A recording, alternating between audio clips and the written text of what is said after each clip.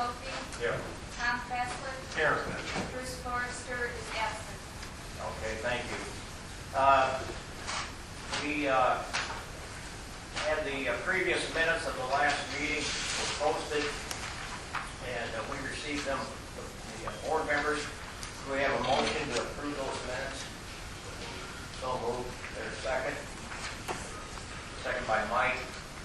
Any questions or comments on those? Seeing none, all in favor say aye.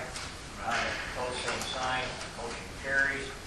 At this time, then, we are ready to pass the gavel to Judge Slavin to continue with the hearing. Welcome. Good evening, everyone. I'm going to try and do something I haven't done before.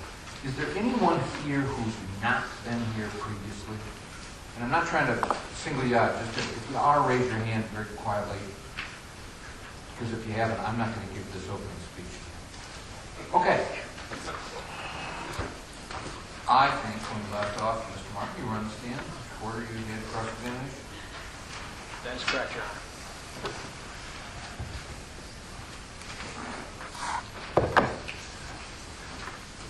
Martin, raise your hand. Someone swear the testimony about to be true, the whole truth, and nothing but the truth. I do.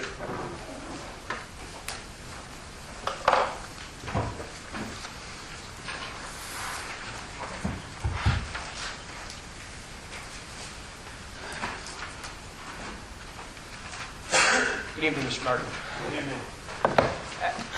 As the judge has indicated, we last finished off with me conducting cross-examination. We actually just began discussing Appendix C to Exhibits 25 and 26, which are the shadow flicker studies or assessments that were done by Garat Hassan. Do you recall that? I do. And Exhibit C is something unusual. I have not seen it in either sound assessments that you filed in Whiteside or Bureau County. Is that correct, that they were not included in those sound assessments? I'm sorry, shadow flicker assessments. Exhibit C of each of these. Right. Let me give you a little more background. Exhibit C is specific site receptors within Illinois Natural Areas Inventory sites. That's correct. And so this shadow flicker analysis looked at some of locations within certain Illinois Natural Area Inventory sites. Is that right? Correct. And was that done because Mr. Schenk had authored a report dated June 20, 2012 on behalf of the Illinois Department of Natural Resources, where he recommended that the county require modeling for all wind turbines within 1 mile of the Green River Prairie and Wetlands Illinois Natural Areas Inventory Site, as well as the Sand Prairie Habitat Area Natural Inventory Site, and the, well, is that correct? That was a driving factor in performing that additional part of the study, yes. Now, as a matter of fact, Mr. Schenk had pointed out that once he has drafted a recommendation that if a proposed action is found likely to have an adverse impact on natural area, the agency, in this case the county, shall study the proposed action to determine possible methods of eliminating or mitigating the adverse impact, and before implementing any action, the county shall attempt to mitigate or eliminate any adverse impacts in a manner consistent with the planned action. He indicated that in relation to his findings. Is that correct? Before I answer one way or the other, can you point me to the page in his letter? Page 2.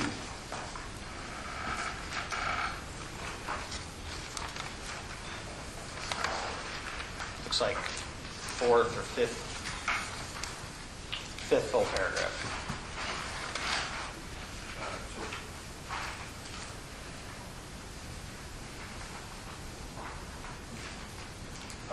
I believe that's correct. I don't have a copy of it. And I'm going to provide you with a copy in a little while. Right now, I'm just trying to get into the shadow flicker piece of it. When I dive into that report, we'll get a little deeper into that. Now, he also recommended, in addition to a 1 mile model, that if the model indicated, well, we'll strike that. You don't have a copy in front of you? I don't have a full copy in front of me. Well, let me keep it one here.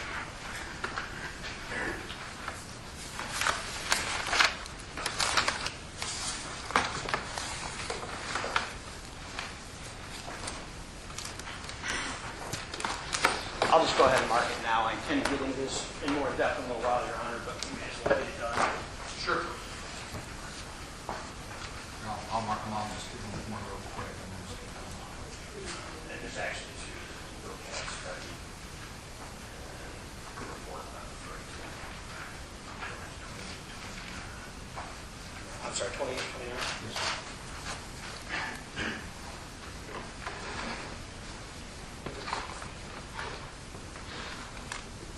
EcoCat 28, the letter 29.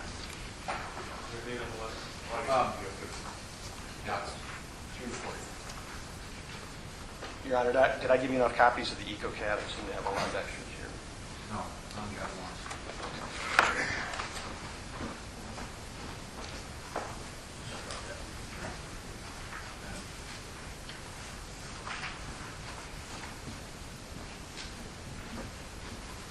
May I proceed? Please. We've had marked as Exhibit 28 a document that on the top of it says EcoCat. What is that document? It's a tool, more or less a desktop tool. The state has available for determining certain levels of risk. I think you might have given me all of these. Oh, that, never mind. There were 60 I killed a tree, I didn't need to. That our environmental consultants would use to then develop additional work plan for endangered species and environmental concerns. Okay, and the EcoCat study is something that the county can request from IDNR that gives a preliminary assessment of what the endangered and listed species are and sensitive habitats are for a specific area. Is that right? It will list the general area, but it's generally a broad study based on a broad area. It doesn't define much in terms of specific locations. Right. It provides a broad location and then what the potential endangered and threatened species are and possible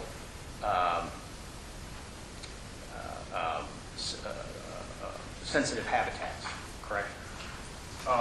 Again, I don't think it necessarily gets into the habitat. Before we get too far into the IDNR discussion, I think it's appropriate to let you know that we are going to present our wildlife information and our natural areas discussions with a witness, so I may defer some of this to them. And who will that witness be? A representative of BRM. Do you know who yet? I believe her name is Julia Sims, but it will depend on the timing of those meetings.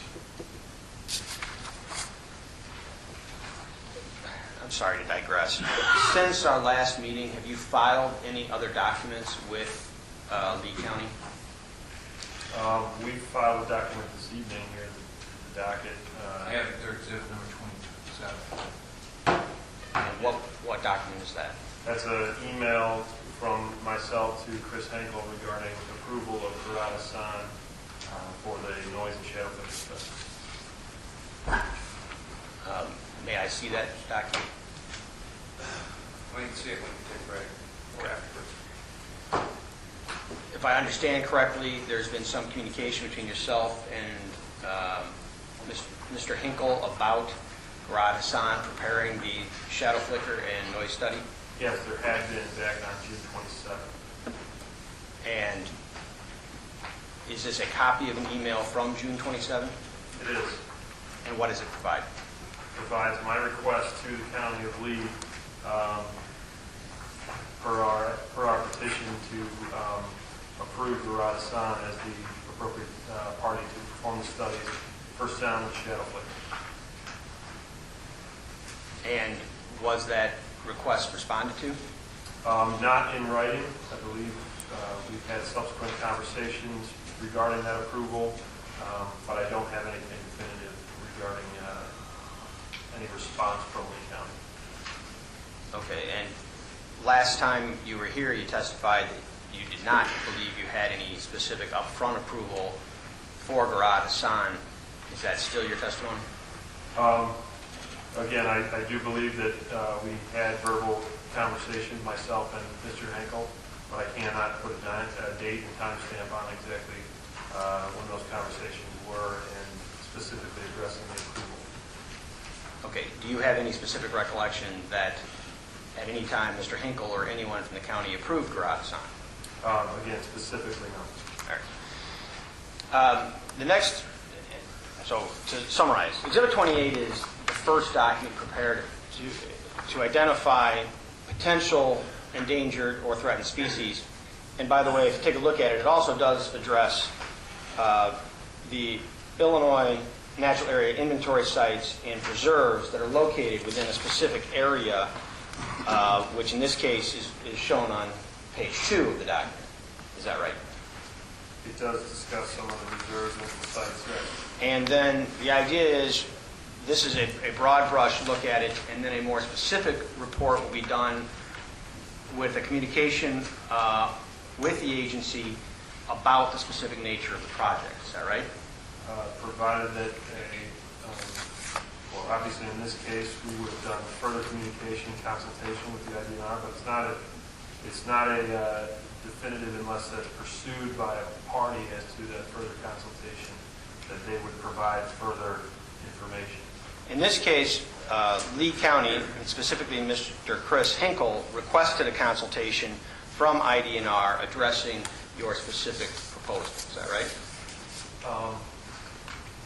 To be honest, I don't know that Mr. Henkel specifically requested it. I don't have a document to that effect, but frequently what happens is, for instance, the EcoCat identifies the local or state government jurisdiction as Lee County. Therefore, they're going to address their letter of consultation to Lee County with respect to whatever work and studies we will have provided.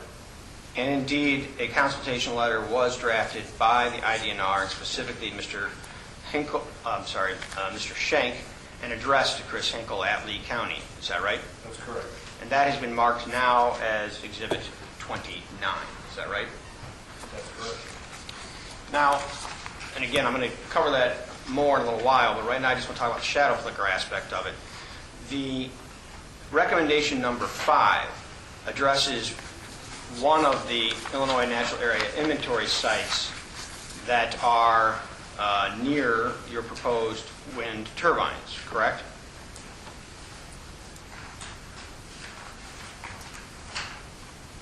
Are you on 25?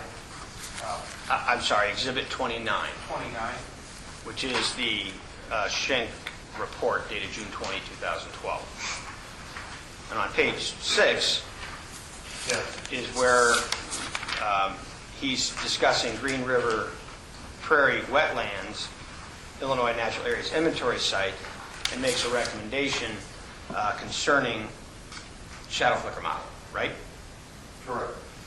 And so not only does he recommend that a shadow flicker model be done of all turbines within 1 mile of the Green River site, but also that if a flicker model study indicates flicker impacts to the Green River Prairie and Wetlands Illinois Natural Areas Inventory Site, that the county should consider a requirement to inactivate and lock responsible turbines for those periods, where flicker would occur within the site. Is that right?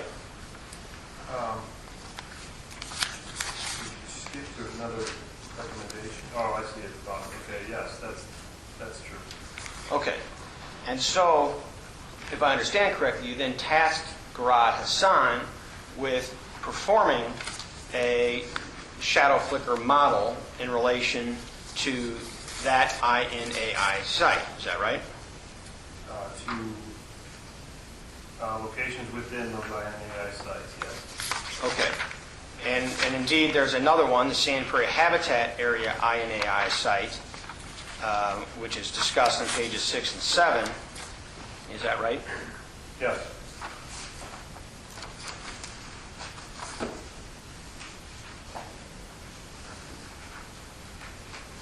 And were those the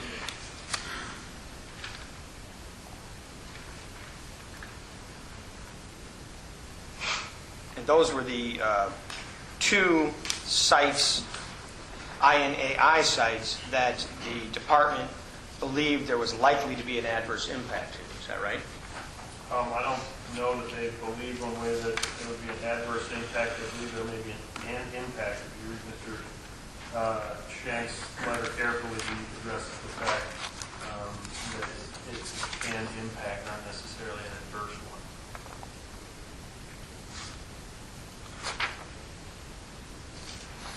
Well, I don't agree.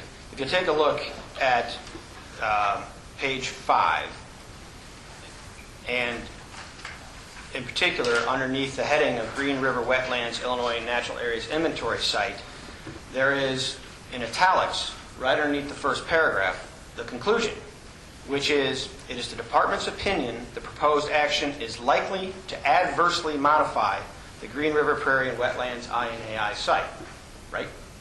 That's what he says there. There's subsequent dialogue here. Again, I prefer to defer this to my consultant, but discussing specifically that there was unknown as to whether or not any of these items would actually be adverse impacts. Okay. So I would have to research the letter to find that direct language, but we had a conversation with Mr. Shank specifically about that subsequent to this letter being even in draft form.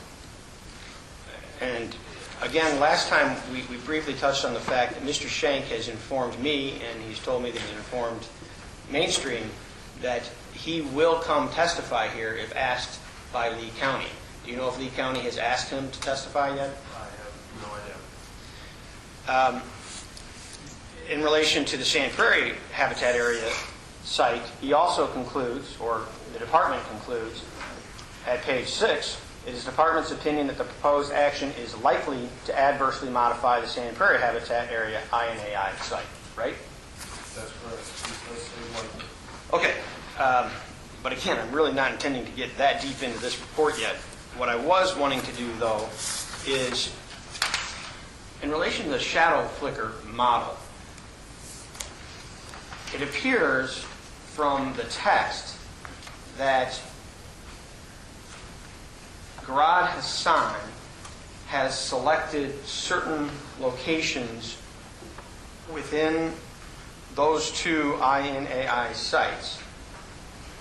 But I can't,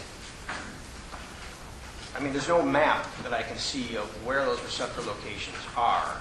Is there a map that you've seen that depicts that?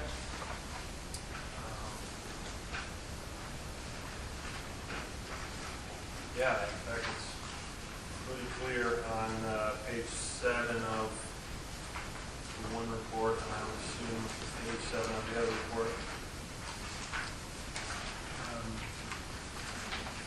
Small blue dots throughout each of those areas, defining location.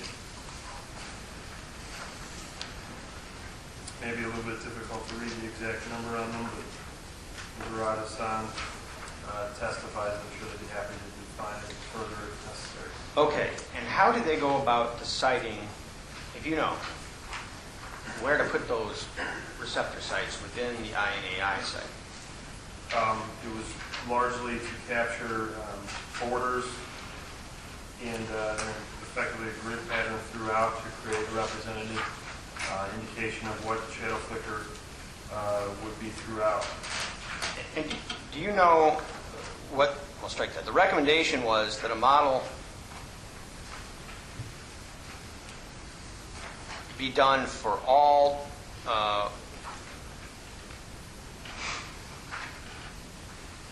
areas within a mile. Do you know if the receptor locations are indeed the receptors that are within a mile of a wind turbine? I believe there's at least that, if not more. They take into account all of the shadow throughout, regardless of a mile or not, I believe. But again, Dorada-san will be here to testify, so I'm going to ask them. Well, and the other thing that I was a little confused about is the report also provides that there should be a model for any wind turbines within 1.5 miles of the Foley Nature Preserve. But I don't see that the Foley Nature Preserve was modeled in relation to the shadow flicker study. Am I correct that Foley Nature Preserve was not modeled? No, I think you're incorrect. I see several blue numbers around it. So I would imagine at least for turbine number 37, I believe they would, we would see impacts, if at all, from that on those locations.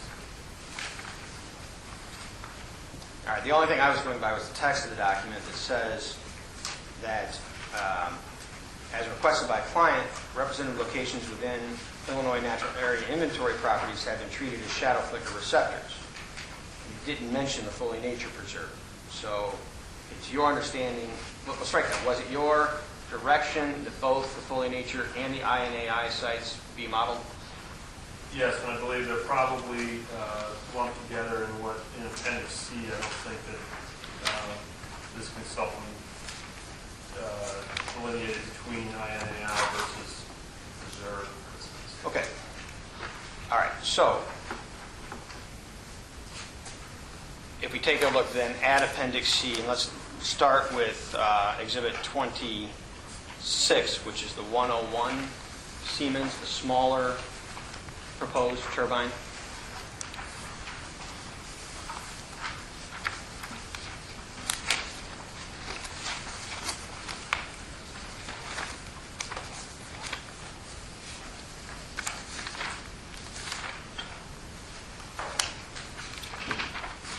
Are you there? I'm there. Page 21.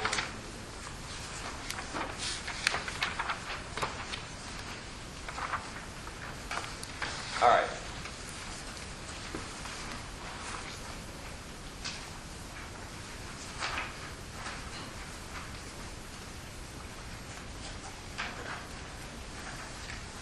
So this appendix indicates that there are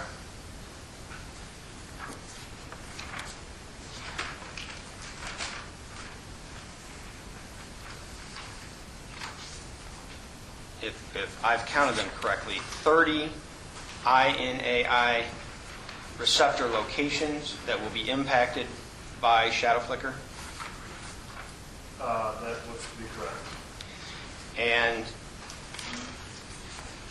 there are as much as 195 days per year that turbines will be, that the certain areas will be subjected to shadow flicker. Is that right? That's correct. And when not discounting for cloud cover, it would be as much as 79 hours per year. And when taking into account cloud cover, it would be 31 hours per year at the maximum. Is that right? I don't think there's going to be a year without cloud cover, so I think that that's how the tables are broken out, yes, but a 31 of maximum with the model, yes. Well, you understand that he's just based or made an estimate on a prediction of the amount of cloud cover. It's not going to be exactly that amount of cloud cover. You understand that, right? I'll defer that to my consultant on their testimony. Now, Mr. Schenk, however, has stated that the county should consider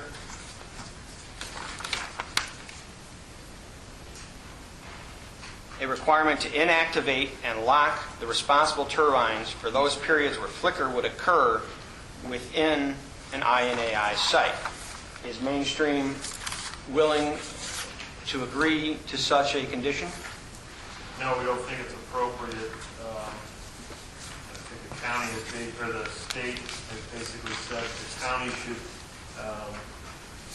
not allow anything that has a moving shadow on any of these areas as a precedent. So, no, we don't think that's appropriate, and we have further ongoing discussions with the state regarding that recommendation. Well, you understand that all that the IDNR can do is provide a consultation to this board, to the county, and it's up to the county to enforce IDNR's recommendations, right? I do.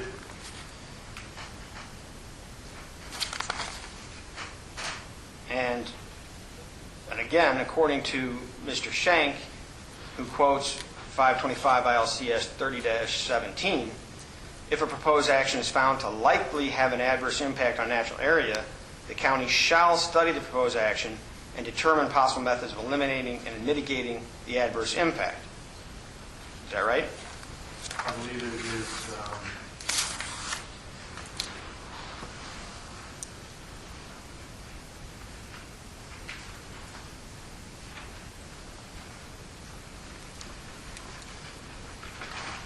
Trying to find the eliminate or mitigate. I don't think it's the mitigate, but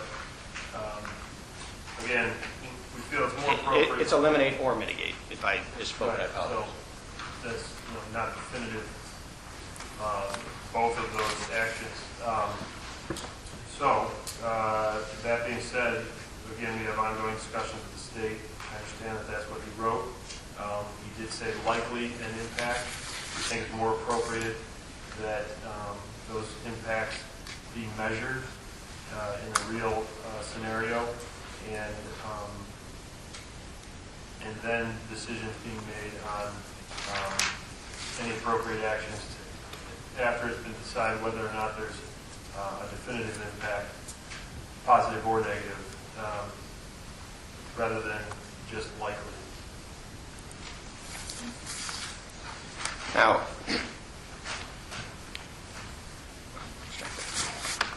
in relation to the shadow flicker study as to the 113 model, which is contained in that's Exhibit 26. So, earlier when I had directed your attention to 26, that was actually the 113 model. If we take a look now at Exhibit 25, that's the 101 model. And again, if you take a look at Exhibit C to that,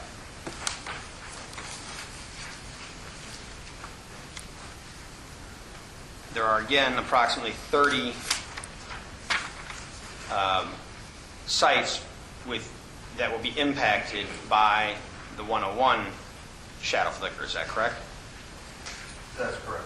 And in that case, on the smaller model, number of days per year range up to 162 days per year that the sites will be impacted. Is that right? That's correct.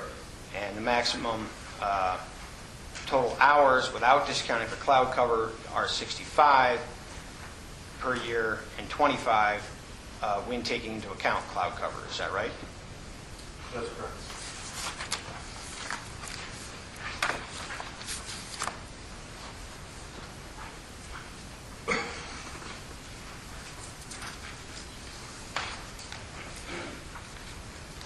Now, as I understand it, Mainstream has agreed to the 1 mile setback that was proposed by IDNR as to the Foley Nature Preserve, right? That's correct. However, Mainstream will not agree to the half-mile setback that IDNR has recommended as to the INAI sites, correct? We don't feel that that's an appropriate setback given the level of protection the state considers for those areas. So no, we don't. We are requesting that it be a maximum of a third of a mile rather than a half. Well, you understand that the point here is to protect sensitive habitat, endangered and threatened species, right?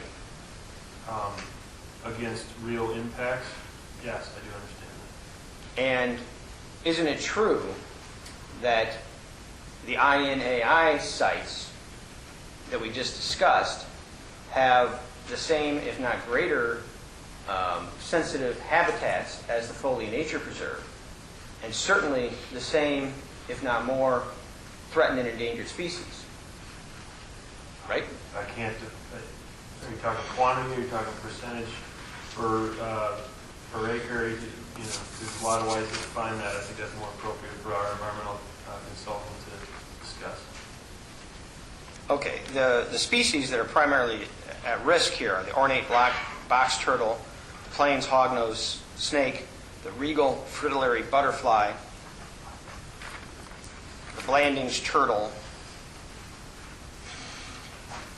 the yellow mud turtle, the loggerhead shrike, and the short-eared owl, right? Those are species that Mr. Shank addressed in his letter, yes. And all of those species are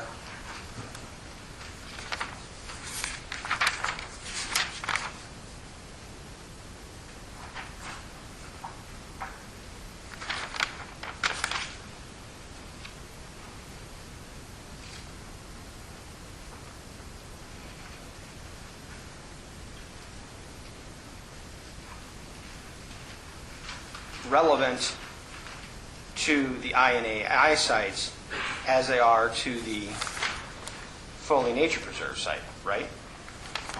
Specifically where they are in the area, it probably better be defined by our environmental consultant.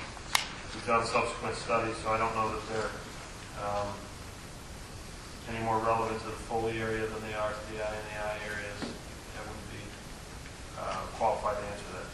Okay, so if Mainstream doesn't know if those those listed species are found in the sand prairie habitat area, well, we'll strike that. You do know, though, because take a look at the sand prairie habitat area INAI site language at page 6. Mr. Shank explicitly states that the site provides essential habitat for at least 6 state-listed endangered or threatened species. 2 birds, 2 turtles, a snake, and a fish, the ones I just listed, right? Essential habitat does not mean that one of these species is actually living there. Well, it's essential to their habitat, and that's what it means, correct? It would be, I read that to say that there's appropriate habitat for these type of species, but whether or not they actually exist there is not defined by Mr. Shank in this letter. Okay, but you understand that those species are known to have been or be located in this area. That's why they're on the EcoCat printout, and that's why they're a topic of discussion in regard to this report. I believe that there's been reason to speculate as to whether or not they are in the area, and therefore Mr. Shank's report goes on to say, please define better within a certain distance of the work you're going to be performing whether or not they exist. We have done that. Our environmental consultant will prepare that, and effectively we did not find these species. Okay. What Mr. Shank recommends is that the county impose a half-mile setback from those sites, and you're refusing that. Is that correct? We have ongoing consultation with the state, and we're requesting that they reduce that to a third of a mile. We're talking about a difference of a sixth of a mile between the half and the third. So, yes, we request that that not be enforced at this point. So, in your opinion, it's more important that your turbines get to be a third of a mile closer to this habitat than protecting the habitat.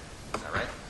No, in my opinion, it's more important to provide actual data regarding definitive studies rather than speculation and actions based on terms like likely. Okay. Well, all right, let's move on here. You understand that when the Illinois Department of Natural Resources is requested to provide a consultation, there are only 3 conclusions that Mr. Schenk is statutorily allowed to make, right? I know that there are some conclusions he can make. Whether or not there's definitively 3, I'm not sure. Well, are you aware that the 3 conclusions that the IDNR can make at the request of an agency is, 1, whether the proposed project promotes conservation of a listed species or essential habitat, or 2, the proposal is not likely to jeopardize species or habitat, or 3, worst case, the proposed project is likely to jeopardize listed species or essential habitat. I see one of those defined here, but I also see a lot of requests for more information in Mr. Schenk's letter. So in terms of the conclusion, I don't believe that he's come fully there yet. Well, as I understand it, Mainstream doesn't want to comply with his recommendations because you don't like the fact that he's used the term it's likely to adversely impact. But have you bothered to read the statute, which provides that he has to come to a conclusion whether or not it's likely or not likely? I have not read the statute, and we have complied with some of his recommendations, including further studies and pursuit of incidental takeoff of the Well, why won't you comply, or why are you lobbying not to comply with the half-mile setback from the Illinois Natural Areas Inventory sites? Because we feel that it's more appropriate to provide definitive studies based on the actual built wind farm rather than speculative likely scenarios that may or may not occur. So we're requesting basically more data would be more available by allowing more turbines within that 1/6 of a mile difference between the 2 setback requests. I'm not sure I followed that. Are you suggesting that you want to be able to build the turbines first and then figure out if you affected the habitat? I think it's more appropriate to measure actual results of a built wind farm rather than speculate as to whether or not they would exist. So yes. So you want to build it first and figure out if it destroys the habitat? Well, in shadow in particular, There's no evidence it's going to destroy any habitat. It's just saying, it's also argumentative. So you want to build it first and then determine if it adversely impacted the habitat?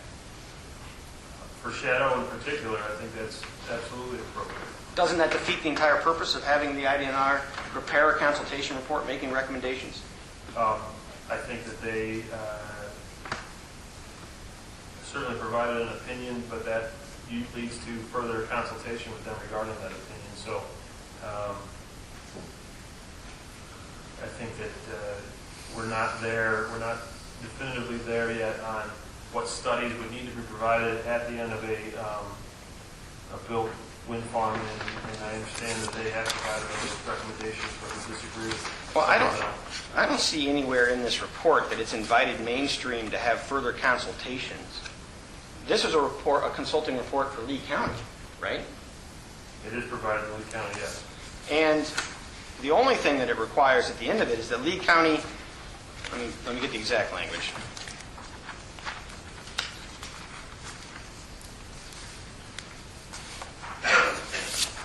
What it specifically requires is that the county must notify the department of its decision regarding these recommendations, whether it will proceed with the action as originally proposed, require the action be modified per department recommendations, or forego the action. Right? That is what he wrote in the letter, yes. It doesn't say anywhere in here that the developer can call us up and negotiate some type of different setbacks than what we recommend, does it? not without precedent that consultations are ongoing. Again, we feel it's appropriate to reach out to the IDNR to better understand how they came to these conclusions and to understand that better so we can plan our wind farm appropriately around it. Well, do you know if the county has followed up with IDNR as to whether or not it wants any further elaboration of this report? I do not know. Has the county asked you to do so on its own behalf? They did not. The county also, I don't believe, specifically requested this consultation letter. Again, this is largely because they are the jurisdictional entity that that this letter would be provided to them based on what we have consulted with the IDNR about. You understand this consultation is a requirement when a special use is being applied for. I understand, but I'm just making the point that I don't believe that the county specifically in writing requested the IDNR, but I'm not sure to that effect.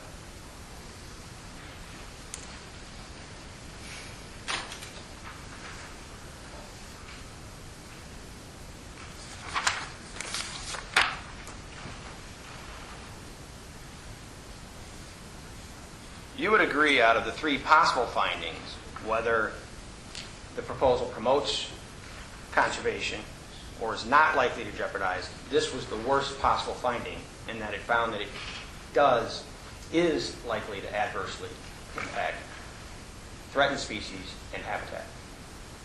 I don't think that was the only conclusion made in here. I think there was a lot of recommendations for further information. So of those three, I don't think that this is definitively that third one. It's placed throughout here, but there are also a variety of other conclusions regarding recommendations that can be put in place in the real world. Okay. You would agree that it did find that the IDNR found that it would likely adversely impact the Foley Sand Prairie Nature Preserve, the Sand Prairie Habitat Area, the Green River Prairie Wetlands, INAI site, as well as the ornate box turtle, the plain hognose stake, the regal fritillary butterfly, Blanding's turtle, yellow mud turtle, loggerhead shrike, and the short-eared owl, right? If further protections were not put in place, I would agree with that. But he's also recommending a variety of additional work that can be done in order to put those to, again, eliminate or mitigate the risk to those different species or areas. Okay.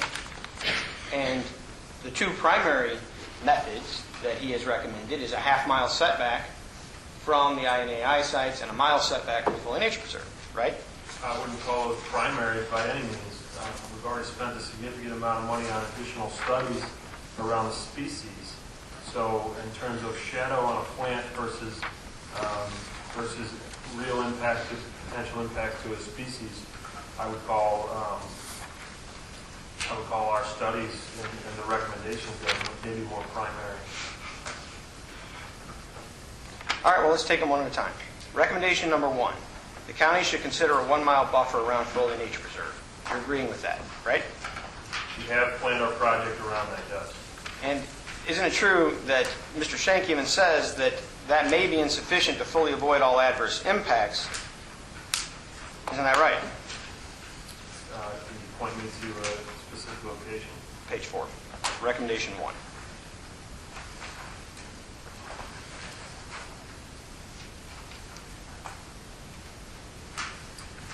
Yes. Recommendation 2 is that a shadow flicker model be done within 1.5-mile radius of the Foley Nature Preserve.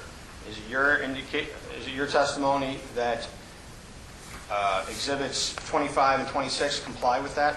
Absolutely. It then goes on to provide that if the model demonstrates flicker will occur within the preserve, the turbine responsible should be relocated to a suitable distance to avoid all flicker effects within the preserve. Are you agreeing with that?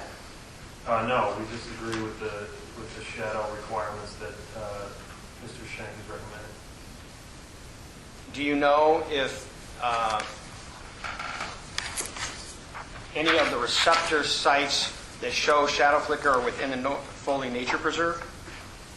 I don't know specifically. I think we should leave that up to the garage son. Okay.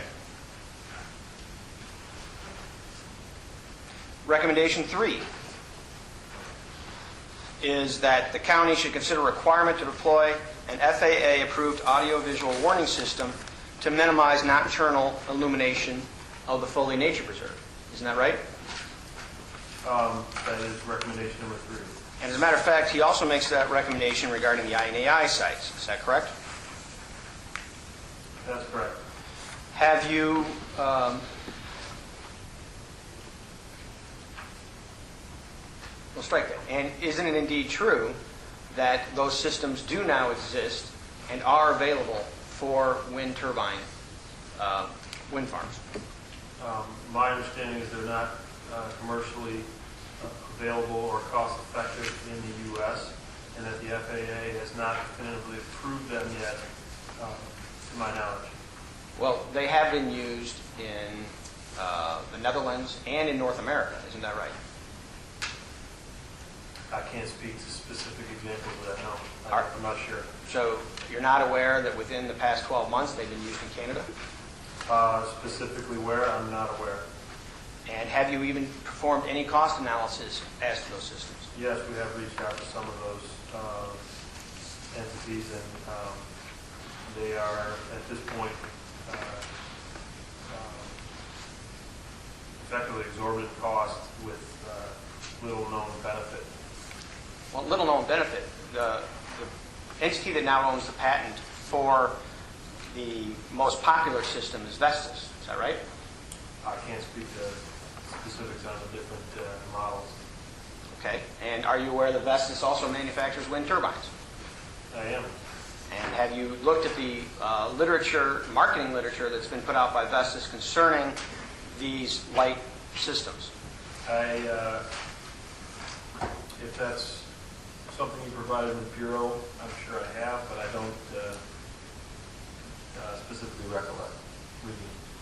Well, and so this, I'm not sure what this panel knows about these systems, but isn't it true that the way they work is with a radar system such that when an airplane approaches, then the lights are turned on. And except for when an airplane is approaching, the lights are off, and therefore there is no visual impact to wildlife or people. Again, specifically how they work, I'm not, I don't feel qualified to testify. Okay, what's the cost? Hundreds of thousands of dollars. Well, you testified earlier that the cost of this entire project was, I believe you said, $300 million? Is that correct? Hundreds of millions of dollars. And so, $100,000 some odd dollars in order to keep the lights from having to be on blinking at all times is an exorbitant cost? Against any known benefit that it would provide, yes. Well, wouldn't the benefit be to not be as great of a nuisance to the public and to the wildlife in the area? I'm not aware that that it is that great of a nuisance that it would justify hundreds of thousands of dollars of expense. I assume that you've seen wind turbine facilities at night, have you not? I have. They are extremely visible red lights that blink constantly throughout the evening, correct? As are cell towers, as are frequently highline towers, as are a variety of things above a certain height. But you're not proposing to put 100 cell towers in one three-county area, are you? No, we're not. But if we did, they would come with red blinking lights on Unless an FAA-approved audio-visual warning system was applied, right? Again, I'm not aware of an FAA-approved audiovisual warning system. So you're indicating that Mr. Schenk is erroneous when he has put in his report provided to the county and several counties that a system has been approved by the FAA? I believe that he may be misinformed as to where that would be in any kind of commercially available system. Yes. Had you spoken to him about it? We have. And as have I. He maintains that the systems are approved. Is that correct? I'm sorry, I was talking like... I interrupted, but I thought you were starting to know things. Isn't it true that in that conversation you had with him, he continued to maintain that there is indeed an approved system at the FAA? He felt that it was still appropriate to include his recommendations, whether or not he had a specific example of an FAA-approved system, I'm not aware. You did not ask him that question. Oh, we did, and I don't remember his answer specifically. All right. Recommendation number 4 relates again to the Green River Prairie Wetlands Illinois Natural Area Inventory site. And that again provides the county should consider a minimum of a 1/2 mile buffer from the boundary area of each area designated in inventory to reduce the adverse effects of visibility, shadow flicker, noise, vibration, and illumination from nearby wind turbines, right? That's correct.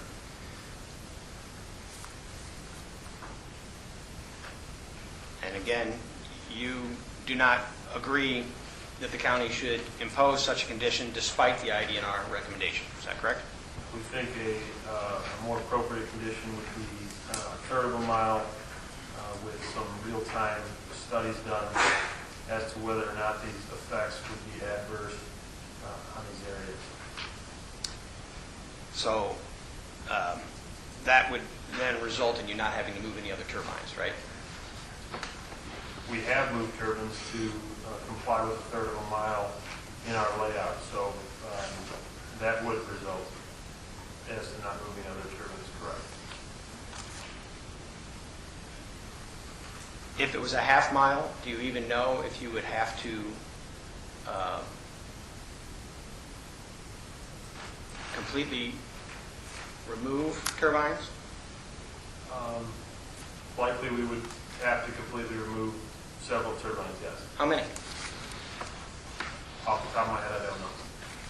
So you haven't studied that, correct? We have looked at that, I don't remember the exact number. Recommendation number 5 is that the county, well, we already discussed this one. This is the one for doing modeling near the INAI site, and it's your testimony that Exhibit 25 and 26 is that model. Is that correct? Yes.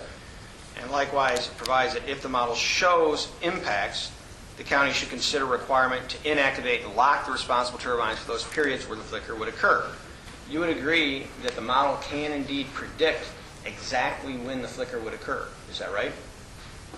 This model that's been provided, no, but there are systems out there. But I don't think it's appropriate for the county to say that no one should build anything that has a moving shadow on these areas. I think that's a bad precedent. Oh, okay. You don't believe it's appropriate. Do you have any particular authority for your belief? No, I just think that the numbers are relatively low in terms of the total impact of the area. Things are set back appropriately, and we're talking about a minimal amount of shadow against no known impacts as to what that would provide.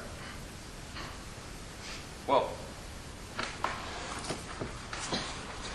you're not an expert in the impacts of shadow flicker upon living beings, are you?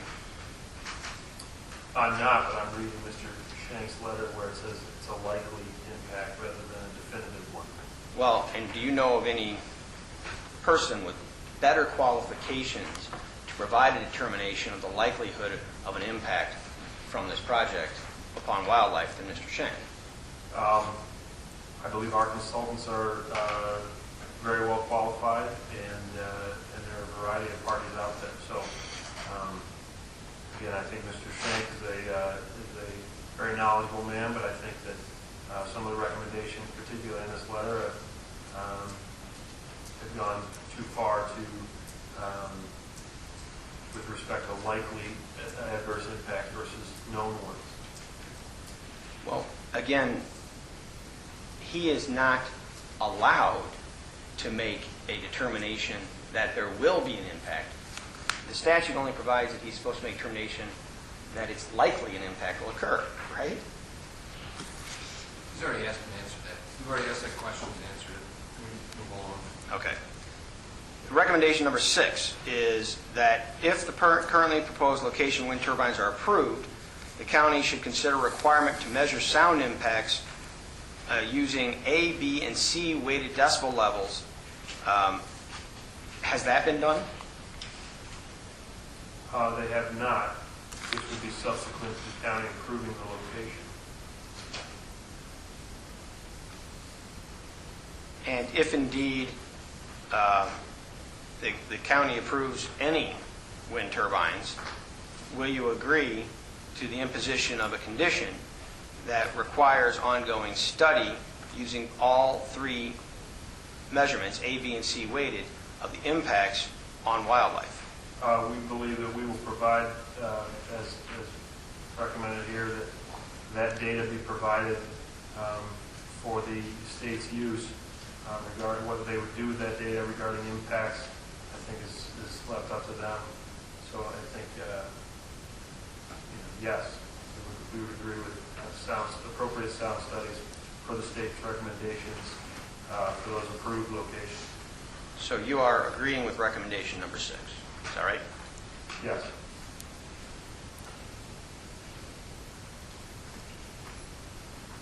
Recommendation 7 has to do with wind farm related traffic.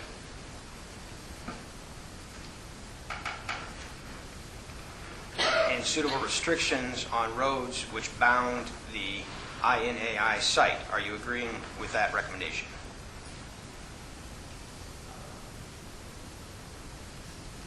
Yes. Recommendation 8, again,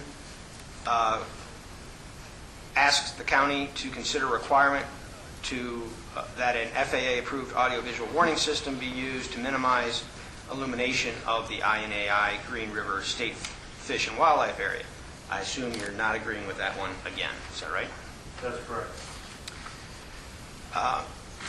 In regard to the sand prairie habitat, recommendation 9 is again that there be a minimum 1/2 mile buffer. I assume you're not agreeing with that one. Is that correct? That's correct.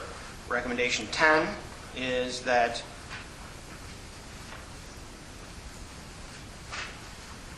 I'm going to short shrift this. Recommendations 9 through 13 are the same as recommendations 4 through 8, only they relate to the sand prairie habitat rather than the Green River habitat. Is your position as to those the same as it was in regard to Green River? To the extent they correlate to those in Green River, yes.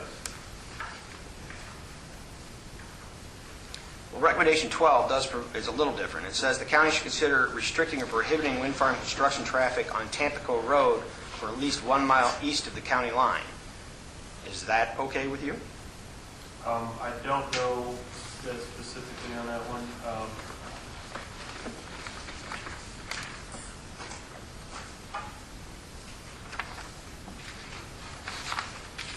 I think that the key there for recommendations would be the restricting part of that recommendation, number 12. I think it's appropriate to let Mr. Anderson with the county define what traffic should be on which roads, taking into consideration any of the wildlife considerations that Mr. Shank has written about.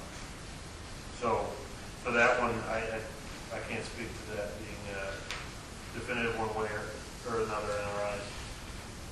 So at this time, you're not agreeing to it? That's correct. All right. Recommendation 14 addresses the impacts, in particular to the ornate box turtle. And recommendation 14 is that the county should require the developer, Mainstream, to obtain an incidental take authorization from the department related to the ornate box turtle. Do you agree that you should have to acquire an incidental take authorization from the department? Yes, not only agreeing, but I would like to let the county know that we have started down that road of pursuing pursuing that incidental take authorization for that turtle.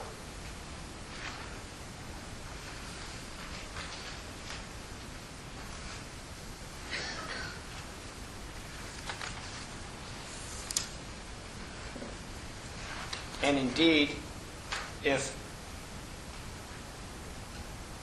an incidental take authorization is not allowed, you would agree that the project should not be permitted. Is that correct? No, I disagree with that. I think that those incidental take authorizations largely revolve around appropriate protection, so I don't foresee that being something that would come out of the studies that, or the work that we would have done. So I disagree with that. So it's your understanding that IDNR doesn't have the authority to deny an incidental take permit, is that correct? They have, I'm sure they have the authority to deny it, but I don't think that that's going to be a likely scenario here. They've requested specific studies be done with respect to effectively blanketing an area for appropriate habitat, looking for these different species. Well, and they've also requested that there be a 1.5 mile setback to protect these species, right? No, I don't think that there's anything specifically about these species with respect to the mile or half-mile setback. Well, That's regarding the areas themselves, not the species themselves. Well, the ornate box turtle is one of the species that is considered to be, that the INAI sites are considered to be an essential habitat for, right? That's correct. That's correct. It's the consideration of that, but it's the areas in general that they're protecting, not necessarily a specific species that may or may not exist. Now, within that section, it also provides that if an incidental take permit is not required by the county, that the county should consider recommendations 15 through 20, right?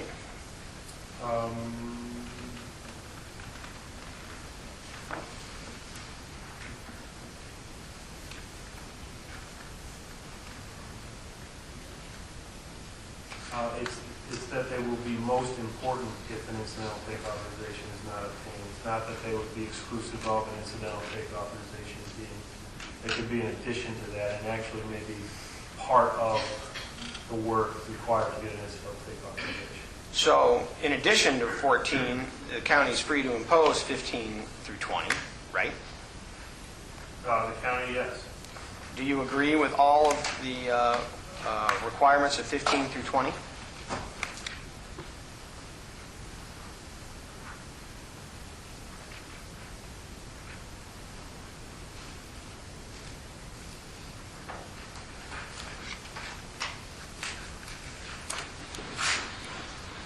Yes. And in other venues, you made light of certain requirements, including that signs be posted of turtle crossing. So you think that's reasonable now? I would never make light of any of this.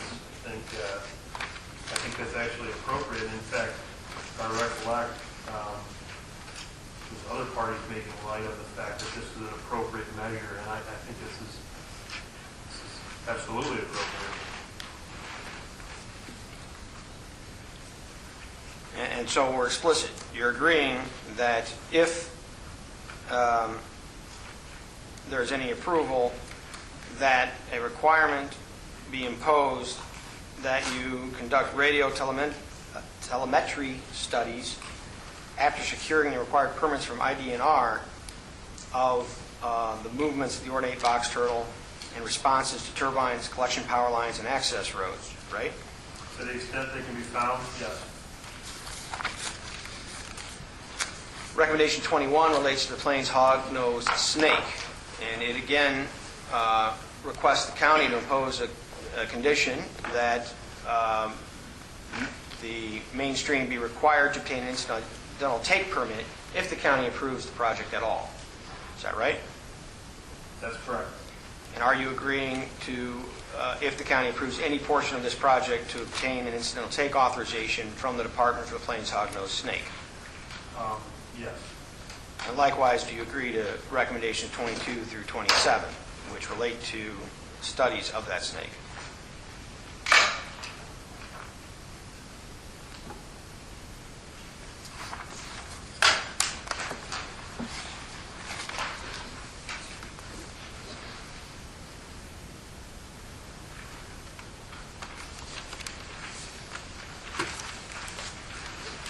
Yes.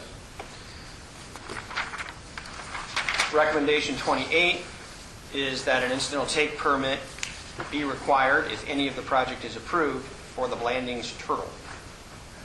Do you agree with that, Yes. that a condition be imposed requiring Mainstream to obtain incidental take authorization for the Blandings turtle? Yes. Likewise, do you agree with recommendations 29 through 36, which for the most part relate to studies concerning the Blandings turtle?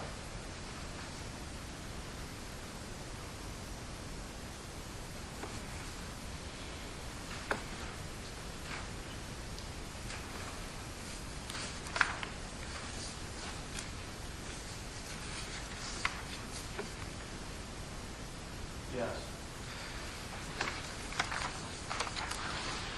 Moving on, recommendation 37 is that if any part of this project is approved, that Mainstream be required to obtain incidental take permit or authorization for the yellow mud turtle.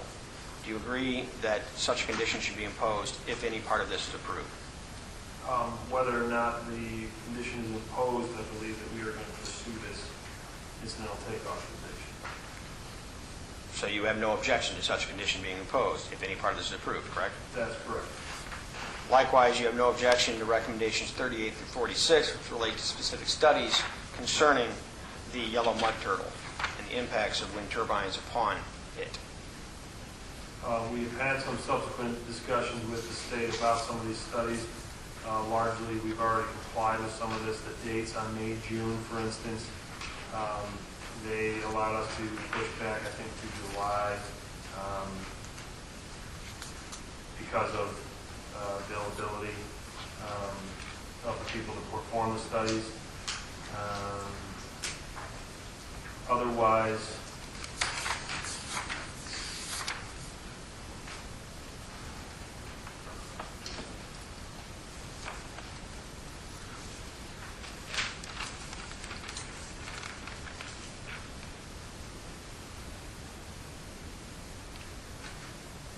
I think number 42 is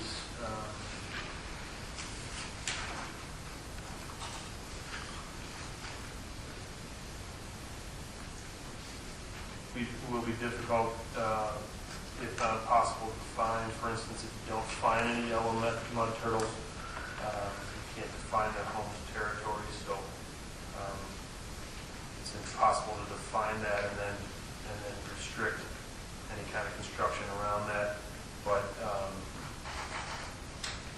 So again, coincidentally, the only one you're not agreeing to is the one that provides the county should require that no turbines or other infrastructure supporting the wind energy project be located in the home territories of the yellow mud turtle, right?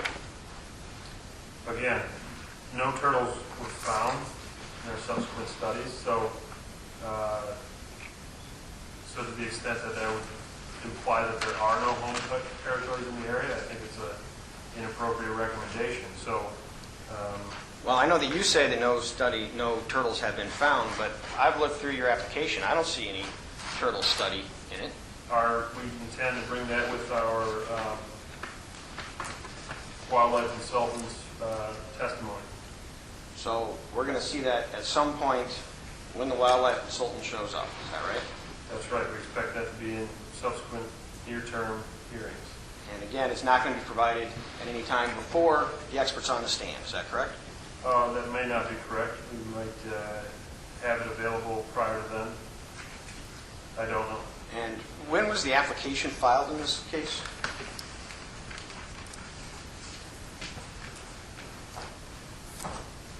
May 14th. Now, this study was supposedly done between May 1 and July 15. Is that right? I believe so. I'm not sure that it was definitively July 15th on the back end, but they were performed in early July for the most part. Okay, so why hasn't the study been provided by today? We're still reviewing the results, and we're still going to be consulting with the state regarding the format that they'd like to see that in pursuit of those incidental take authorizations.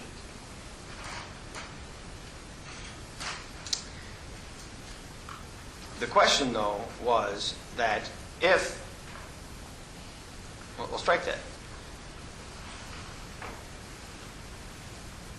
If it is determined that there are indeed home territories of the yellow mud turtle in this project area, will you agree that no turbines or infrastructure will be placed within those home territories? Again, I don't know the extent of those home territories, so it's difficult for me to agree to that one way or the other. And he goes on. It may be difficult, but that's my question. Are you going to agree that you're not going to put any infrastructure or turbines in the home territories of the endangered or threatened species of the yellow mud turtle as recommended by IDNR? Again, I don't know. I don't have enough information to opine on that. I have no idea what that means in terms of the project impacts. My understanding is we have found no turtles, so this would imply 0 home territories, so it's kind of a moot point. So again, as long as it doesn't involve you having to move a turbine, you'll agree to it. But if it involves moving a turbine, you won't. Is that right? No. If I had information regarding the extent of this, I would know better whether or not this is something that we would consider. Recommendation 47 is that the county should reconsider a requirement to obtain an incidental take authorization for the regal fritillary butterfly. Will you agree to that? Yes. And likewise, 48 through 52 involve specific other conditions related to the regal fritillary butterfly. Will you agree to those?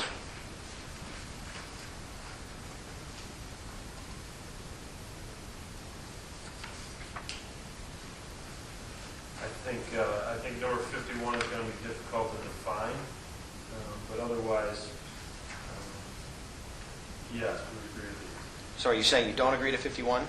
I just don't, not sure what the county requirement is going to be to scientifically investigate the regal fritillary exhibits in response to shadow flickers.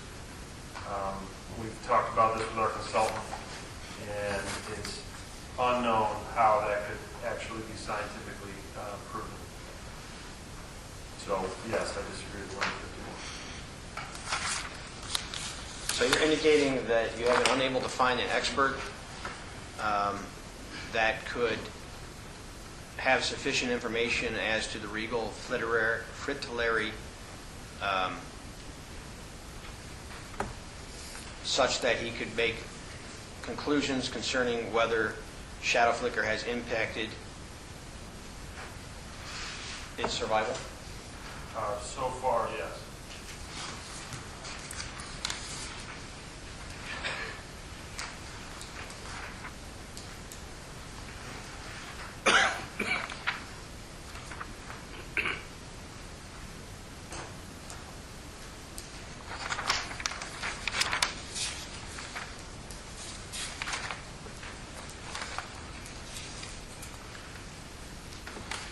Recommendations 53 and 54 relate to the loggerhead shrike and merely require that certain employee training and reporting of shrikes. Do you agree to those? I do, but I wouldn't classify them as merely required. I think these are important requirements as well, so yes, we agree to those. My point being, you're not being required to receive an incidental take authorization, not minimizing the importance of the reporting. Okay. recommendation 55 is that you consider requirement for post-construction migratory bird surveys with a special emphasis on the presence or absence of the northern harrier. Do you agree to that? Yes.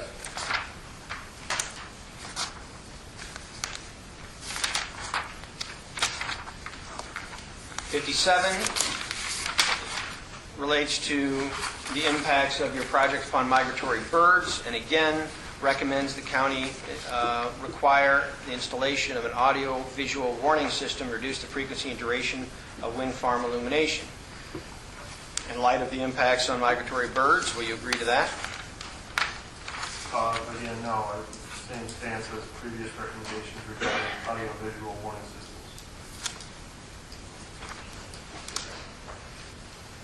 Now, in pages 27 to 28, there are a variety of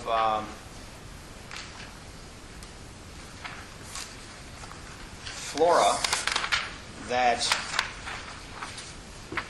Mr. Schenk concludes are unlikely to be adversely modified. And so he isn't recommending any proposed conditions in relation to those. Isn't that correct? That's correct.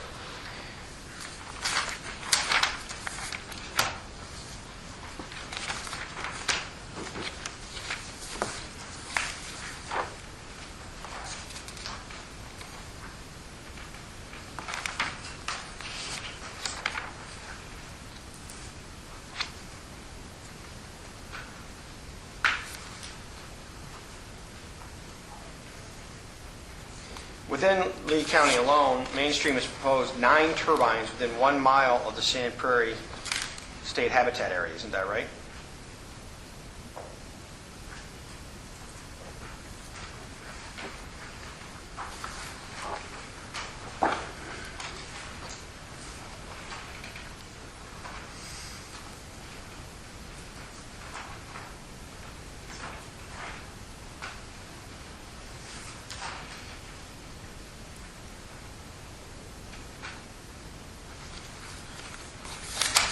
Just by scale, I don't think that's correct. Maybe 5 or 7. I'm using section lines to scale that off. I don't think it's 9, no.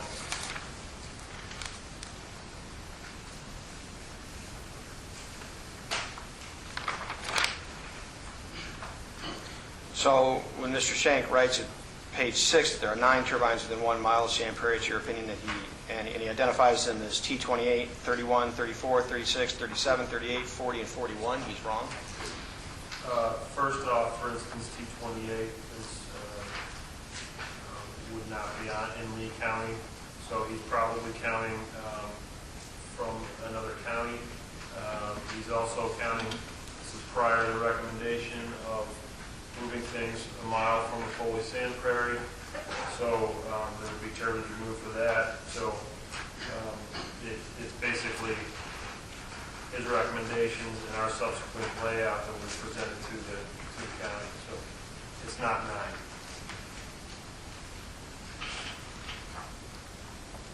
How many turbines are within 1 mile of the Sand Prairie Habitat Area, and which ones are they? In Lee County, I count roughly 5. It could be less, I'm not sure. And what are their numbers? I believe it's 37, 34, and 40, possibly 38 and 41. Mr. Schenk indicates that there are 4 turbines within a half mile of the Sand Prairie State Habitat Area. Is that information correct? Okay, hold on a second. Were you speaking of the Green River State Wildlife Area first? No. I started with the Sand Prairie Habitat. Okay, so we're talking a half Just state mile, your you now question again. decreased it. You're talking about, Restate your question, please. I initially asked you how many turbines are within 1 mile of the Sand Prairie State Habitat Area. You told me you thought there were about 5 and that they were 37, 34, 40, 38, and 41 turbine numbers. Is that information correct? I believe so. I can't speak to exactly a mile, but those are roughly the numbers and limits of those, yeah. Mr. Shank has indicated that there are 4 turbines within a half mile of the Sand Prairie State Habitat Area. Is that information accurate? No, that looks reduced to 3. Which 3 are within a half mile of the Sand Prairie State Habitat Area? 37, 34, and 36. If I have the right location, it may just be 37 and 34.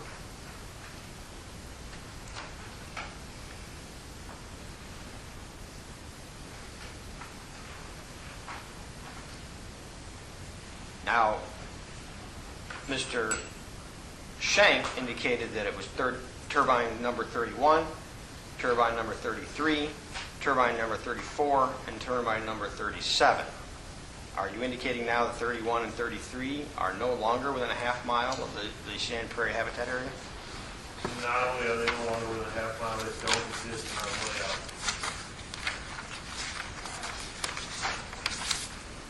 So to comply with this, with the IDNR recommendation, you would only need to move 2, maybe 3 turbines, right? Again, it, not necessarily move, it may be elimination of them altogether. Correct. You would only have to eliminate 2 or 3 turbines to comply with the half-mile buffer. Is that right? We may have to, with respect to the Sand Prairie habitat alone, Right. taking into account the Green River State Wildlife Area.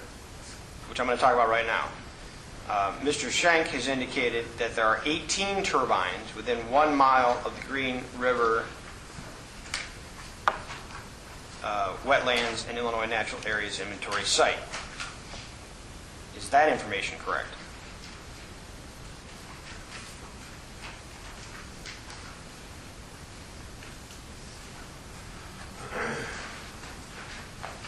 I believe that's been reduced by at least a couple.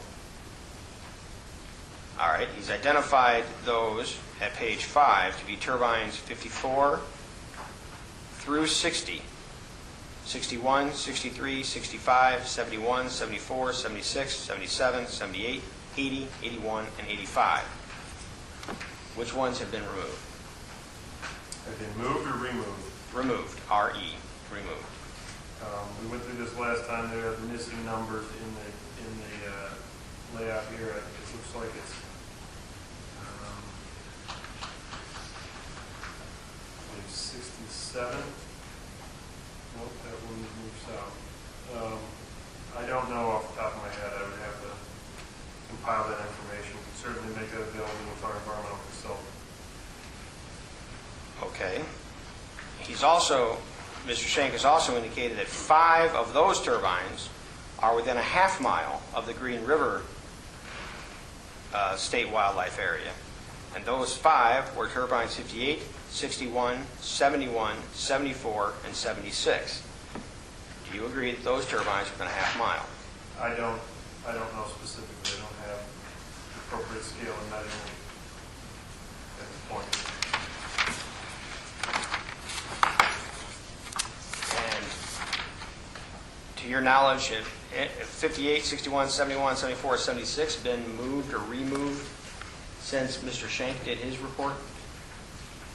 It looks like 61 has been. A handful of these, yes, have been moved. Specific to those numbers, I'm not sure. So Mr. Shank has never done a report based on the actual application. Is that right? No, he did a report that led to the application, so I believe he appropriately addressed the area with respect to this layout. Well, to your knowledge, has he ever been provided the layout that you're now referring to? I'm not sure if he's been specifically provided.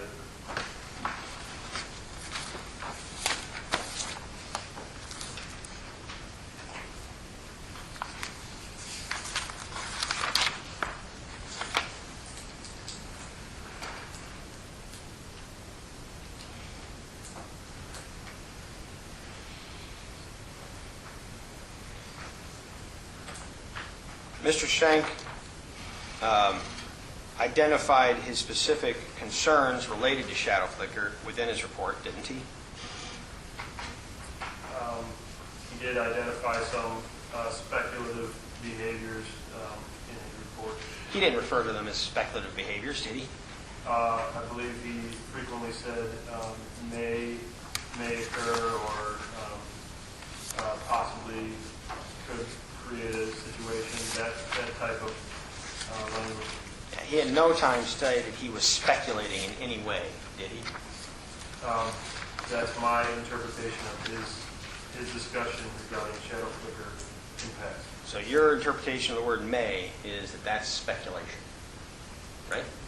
I believe that's inherent in the definition of may. Okay. And would you consider then the finding that it's likely to adversely modify a habitat to also be speculation? Again, yes, I think that a lot of that is speculative conclusion.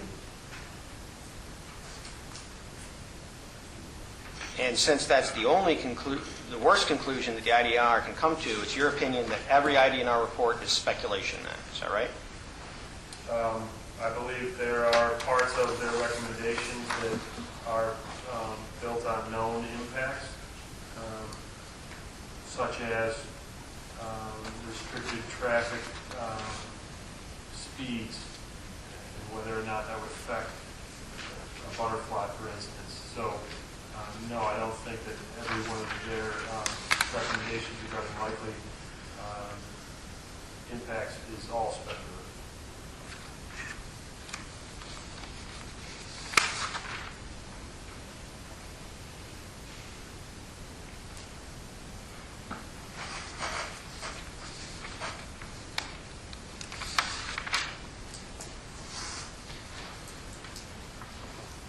Isn't it true that what Mr. Schenk actually said related to shadow flicker was that, quote, it may seriously interfere with basking and foraging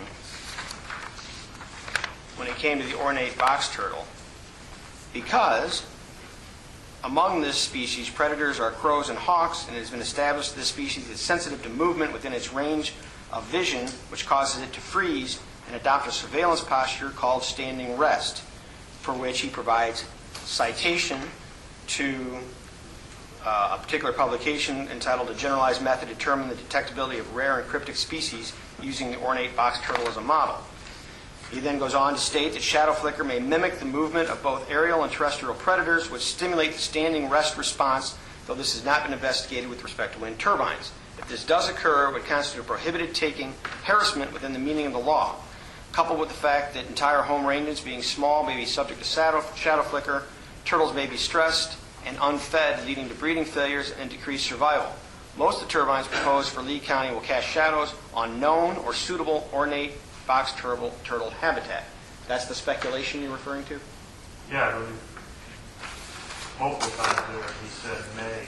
It's not known as to whether or not any of that would actually occur. And furthermore, we've gone out looking for these turtles within the area and not found these turtles. So we're talking about a speculation against an undiscoverable species. So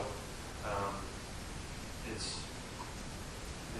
speculation against very low risk, if any at all. And you're aware that part of the reason that they're a difficult species to find is because they are so rare?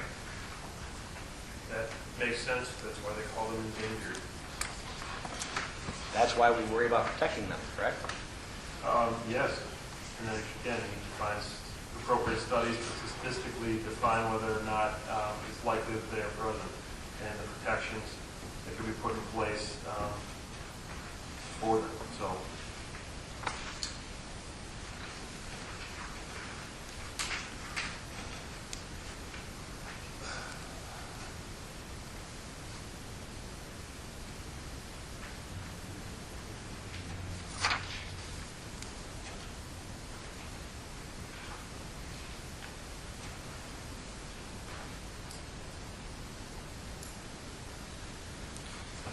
You're aware that as to the Green River Prairie wetlands area, Mr. Shank identified that there are 44 species which have been reported nowhere else in all of Lee County.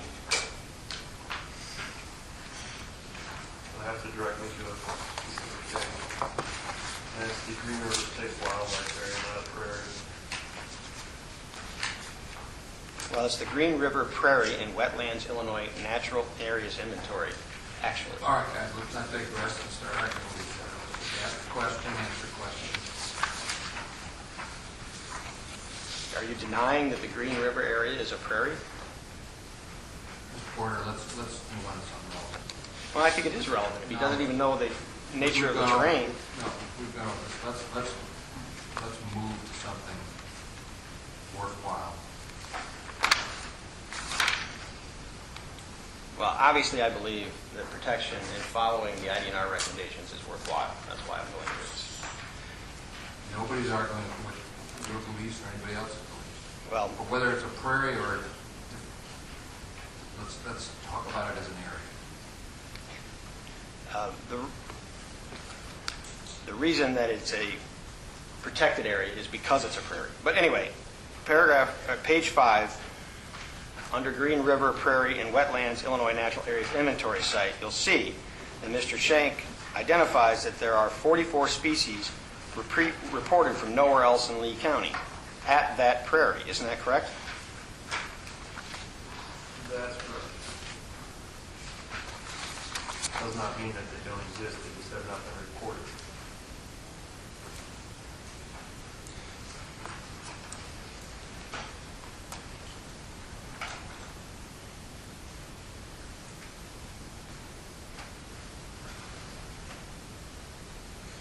It did go on to discuss the Ryan Wetlands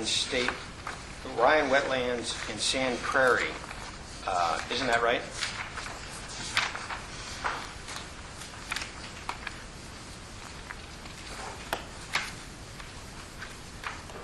It's the, yes, that's correct. You have a page there.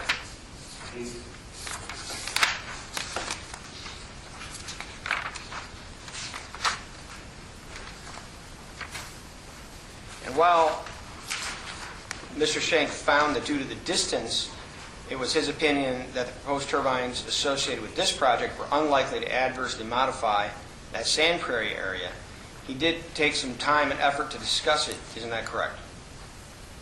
He did, I believe he was addressing a lot of what came up on the EcoCat report. And the reason he discussed it is because that area happens to be near the Big Sky Wind Farm, right? Definitively where that area is, I'm not sure. Well, he makes reference that that Ryan Wetlands INAI site is surrounded by turbines of the Big Sky Wind Farm, 5 of which lie within 1/2 mile, but none closer than 1/4 mile, correct? That's correct.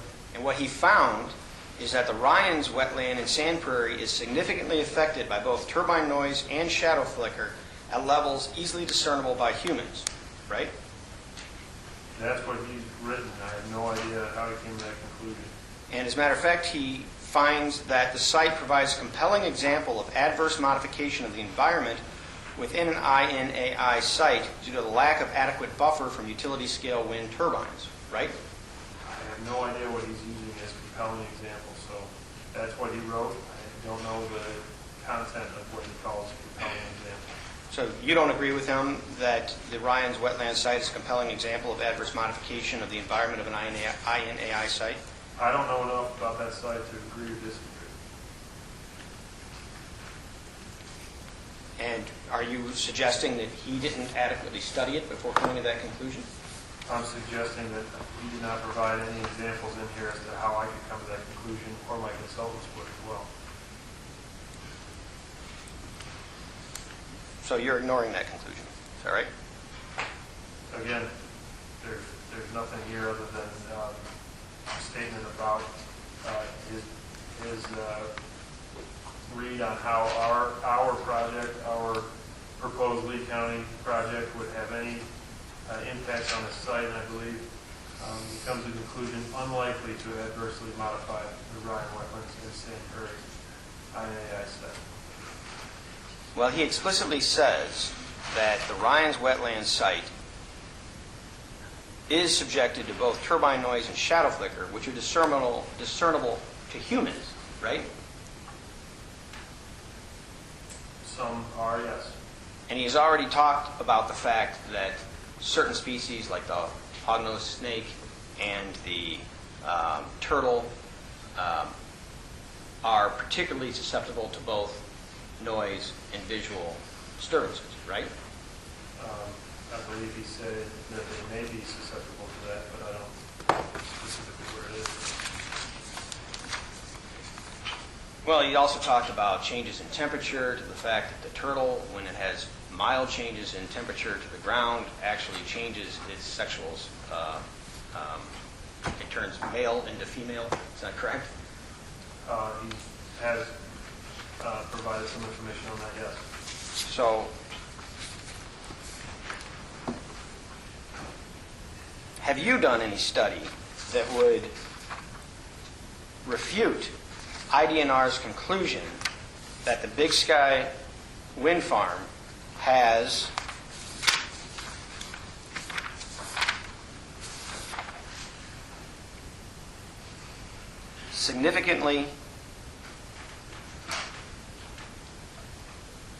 been significantly affected by both turbine noise and shadow flicker? We have not. Have you done any study that would refute his conclusion that the Big Sky wind farm provides a compelling example of adverse modification of the environment within an INAI site due to the lack of adequate buffer from utility scale wind turbines? We have not specifically said that our project will unlikely adversely affect that site. So, no, we have not done any subsequent studies on that. Right, but you understand the import of his language there is to explain why he's recommending at least a half-mile setback from the INAI sites that your project is close to, right? And he does not specifically provide the compelling example or any data, so I draw a separate conclusion from his. Until he would provide any kind of exact example as to how there was adverse modification, disagree. Are you familiar with the precautionary principle? To the extent it's been discussed in hearings, yes. That is the principle by which, when it comes to a particular proposed project, the rule is that the developer prove that it will not be adversely impact a particular area. And if they can't provide that proof, then you use the precautionary principle and don't build the project, right? I don't think it's as definitive as that, but essentially it's looking for real, actual examples to define whether or not there will be impacts. But again, I think it's more appropriate for my consultants to speak to the specifics of things like the precautionary principle. You would agree that it's reasonable that a developer need to prove that its project won't adversely impact endangered and threatened species, as opposed to having the county or an objector prove that it will impact them, right? With respect to species, absolutely. We've gone through that, down that road, and that's why we're agreeing to those conditions. With respect to allowable conditions that would come along with an incidental take authorization.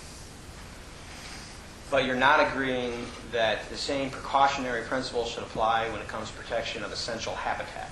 Is that right? You don't see any evidence as to why that would be in place. So your opinion is that you should be able to build the project, wait and see if there's an impact, and then what? Will you agree to remove the turbines if in a year from now it's obvious that there is an impact? No, I think that real data can be provided by an actual operating project, and what the state does with that for further recommendations will largely be up to them. So I'm asking that would be allowed to build within a third of a mile, or outside of a third of a mile from the INAI sites, for instance. But it seems reasonable that restrictions come on additional studies regarding the impacts.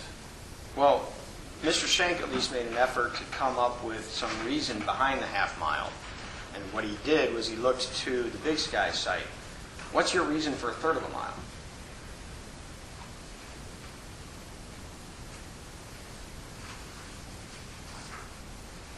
I believe that they be better suited to provide more data. Given that small buffer of a sixth of a mile, we don't think that there's going to be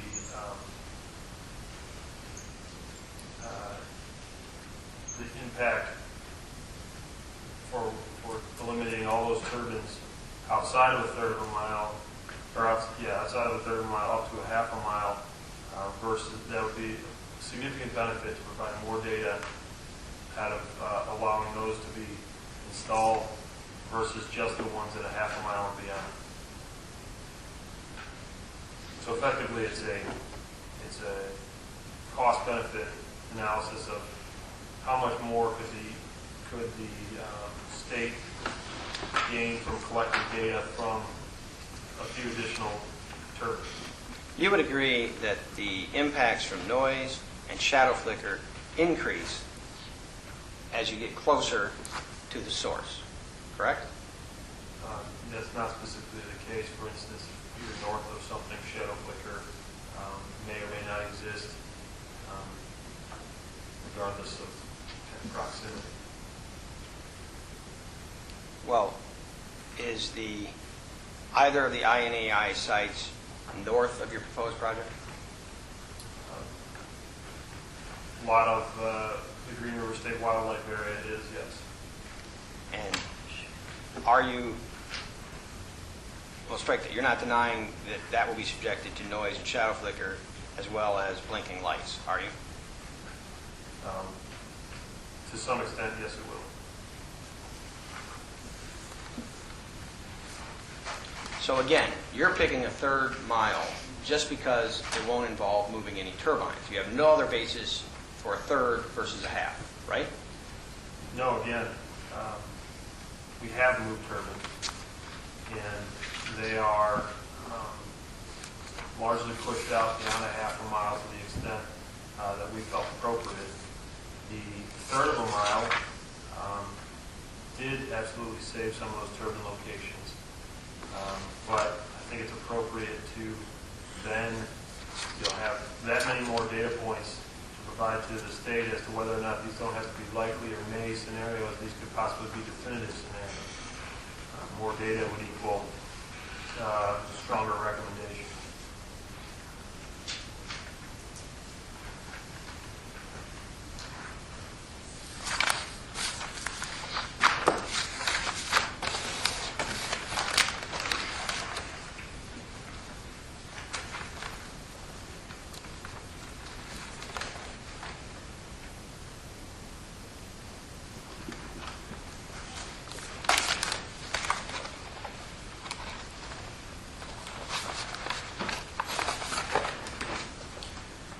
Number 30? I think so.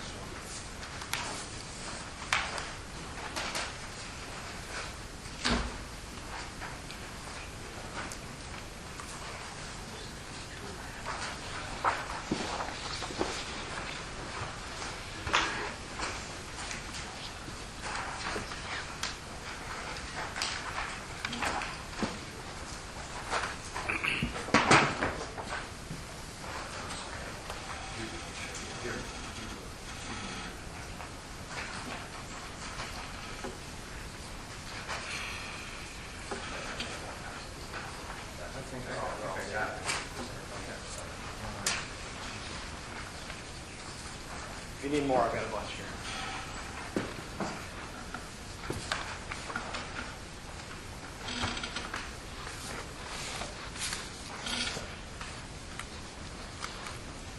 Mr. Martin, are you familiar with the Illinois Nature Preserves Commission? Not in depth, no. You've had opportunity to see publications from the Illinois Nature Preserves Commission, have you not? To some extent, yes. And you've seen them in relation to this application in a variety of venues, is that correct? It wouldn't be this application, it'd be a separate application in a separate county, but yes. And are you aware that the mission of the Illinois Nature Preserves Commission is to assist private and public landowners in protecting high-quality natural areas and habitats of endangered and threatened species in perpetuity through voluntary dedication or registration of such lands into the Illinois Nature Preserve system? I'm not aware of that specific mission. Are you aware, well, strike that, I've had marked as Exhibit 30, a correspondence from the Illinois Nature Preserves Commission to Mr. Chris Hinkle, zoning officer of Lee County Zoning Office. Have you seen this correspondence before? I believe so. I'm not sure if it's a updated letter. It's December of last year, so coming up on a year since it's been drafted. Well, what do you mean by I'm not sure it's an updated letter? Have you seen the December 27, 2011 letter before? I have seen a letter from the Illinois Nature Preserves Commission. Whether or not this was specifically it, I'm not sure. And isn't it true that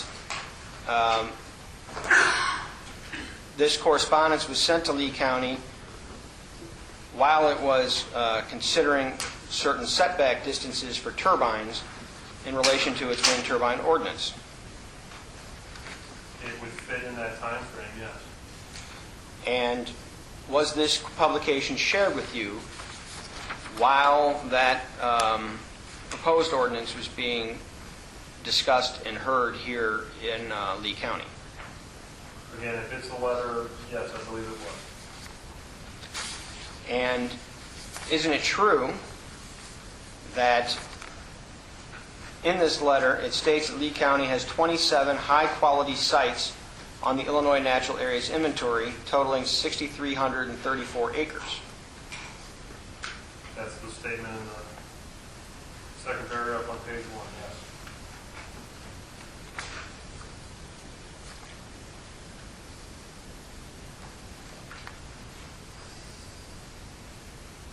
And you see on that same page that the author of this correspondence from the Illinois Nature Preserves Commission states that it's the statutory obligation of the Commission to protect, defend, and steward these irreplaceable natural resources as mandated by the Illinois Natural Areas Preservation Act.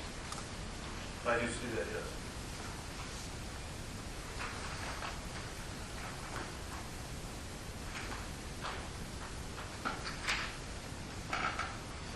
It also provides that in order to prevent adverse impacts such as noise, vibration, electromagnetic frequency, and shadow flicker, certain setbacks should be utilized. Isn't that right? It says that that may be a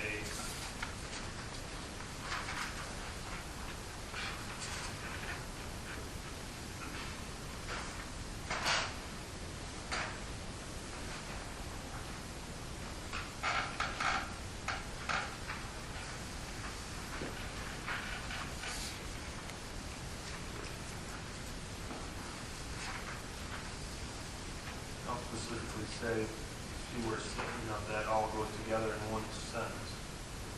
You would agree that Ms. Skufka discusses all of those as potential impacts from wind turbine projects on these natural sites. Is that right? Yes, and I believe that's why she says that we recommend that the developers consult with the IDNR.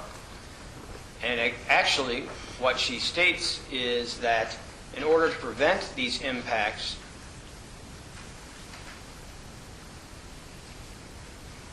in most cases, prevention of this impact requires a turbine setback distance of approximately 19 times the turbine height, absent evidence that a lesser distance could provide adequate protection. Isn't that correct? That's the statement she makes, yes.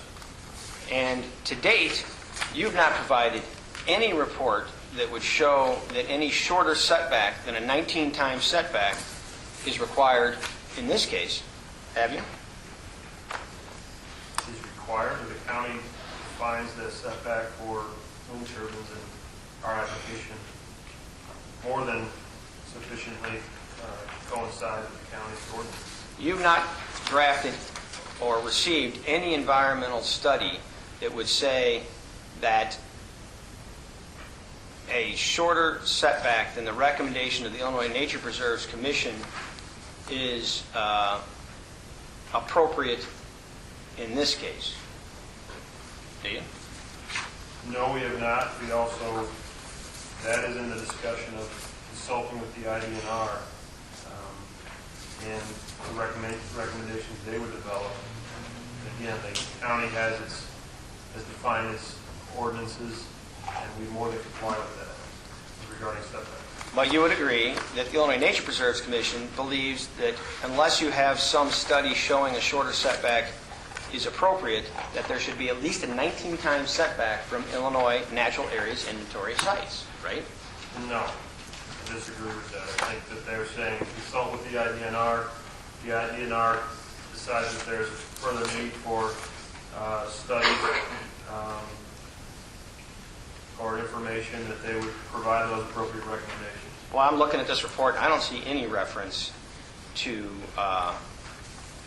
such a conclusion. Show me where you're drawing that from. It basically says the INPC recommends consulting with the IDNR in the third paragraph.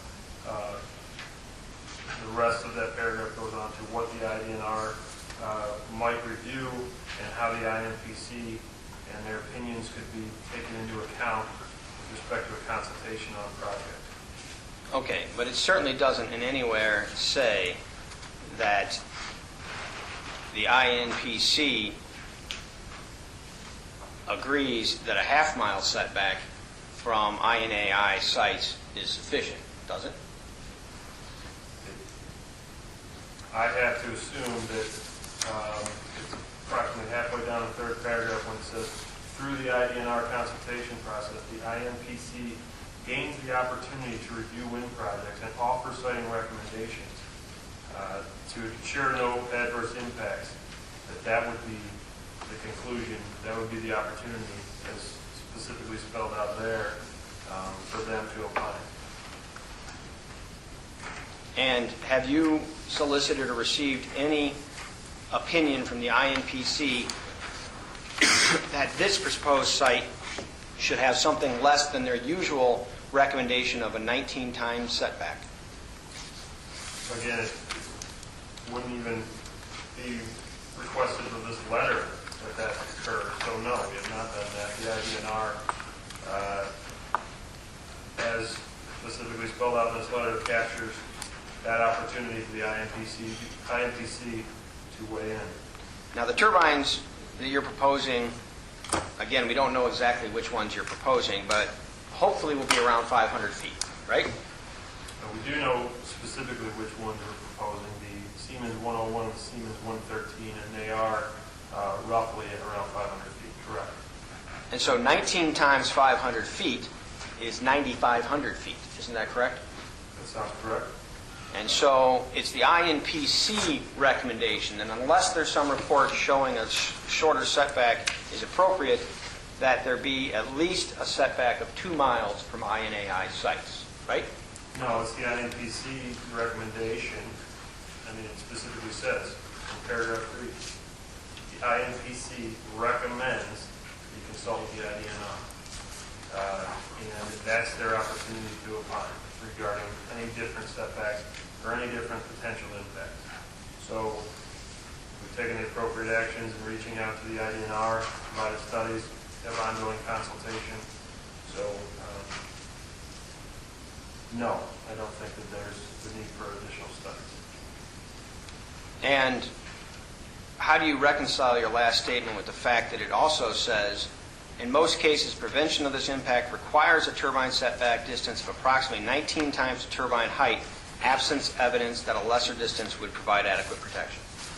It says in most cases. It also says previous to that this is their opportunity to review wind projects and offer siting recommendations. So Mr. Schenk, as the INPC recommends specifically, we consult with them. We've done that. He developed his recommendations. And you're not agreeing to that recommendation?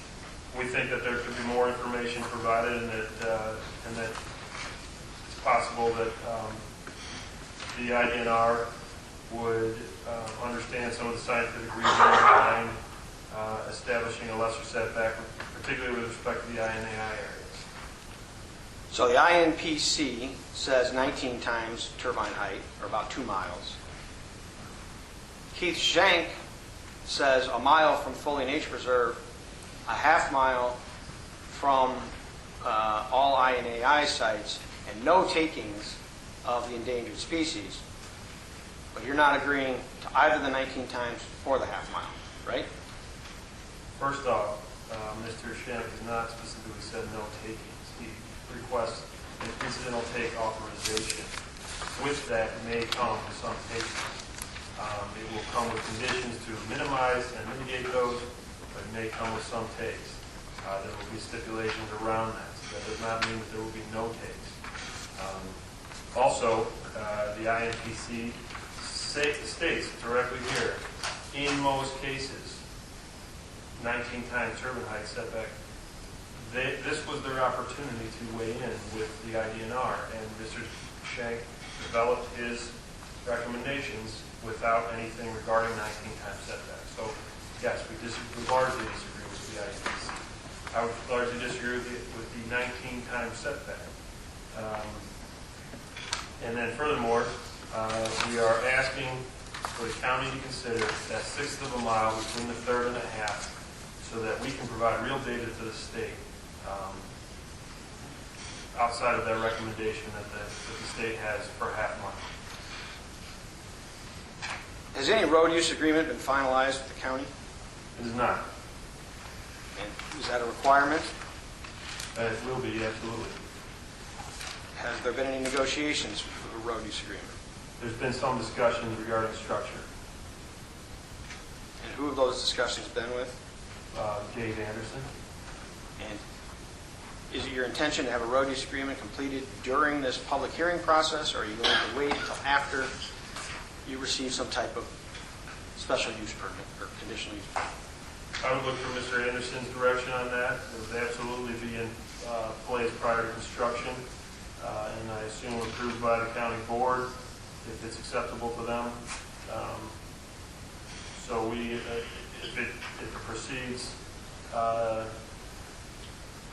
as fast or fast enough to be solidified during these hearings, then it can absolutely be provided. But I wouldn't say that that would be the case. Have you negotiated any type of road use agreement with any of the townships? We have not. We have made them aware of the need for road agreements. East Grove in particular has already been through wind farms, so they know specifically what to expect.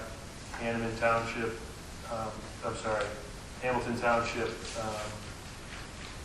we've also made the road commissioner aware of the need for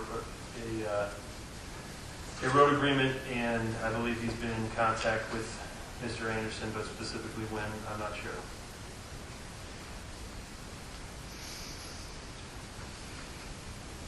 Have you performed any traffic impact analysis? I believe we have. It's not in your application. Where is it at? It's not a requirement of the ordinance, so we're not, we don't have that available at this point.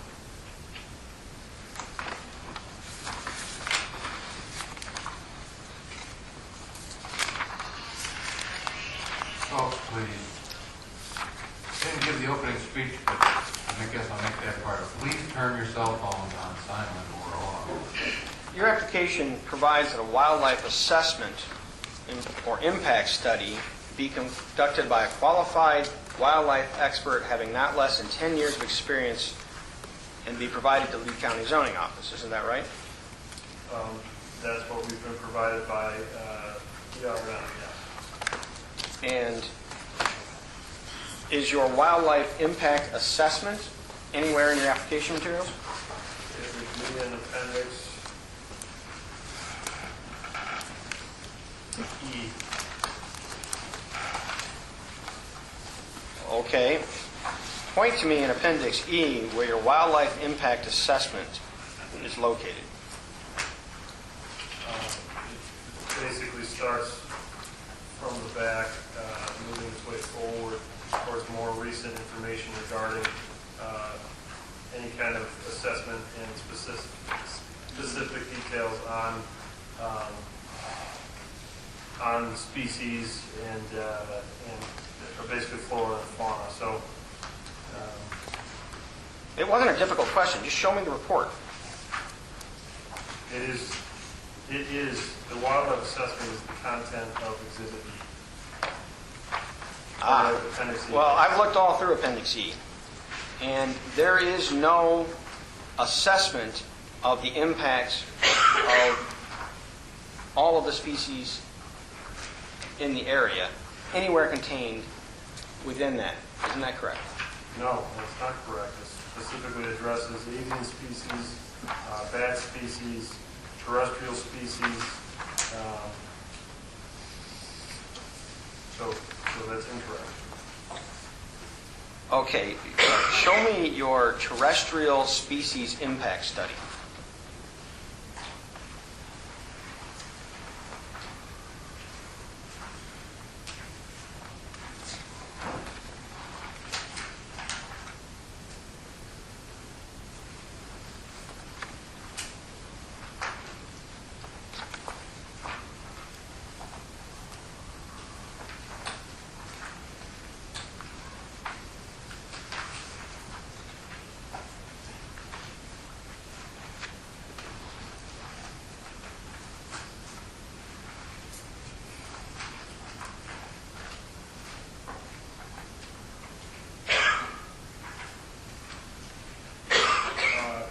It's towards the back, dated November 30th, 2011. It's actually probably technically the last document except for the Normando letter. So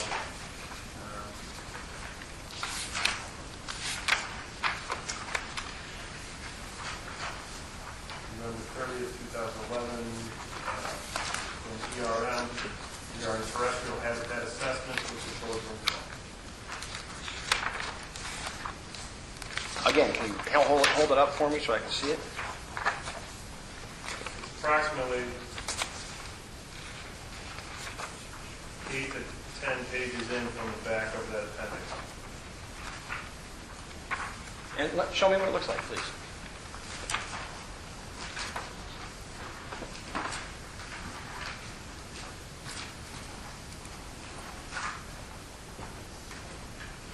So, you're talking about the Appendix F, which is a one-page letter from ERM to yourself? No. There's approximately, these are double-page letters, so this is 1, 2, 3, 4, 5, 6, 7 pages regarding the habitat assessment Okay. for terrestrial species. And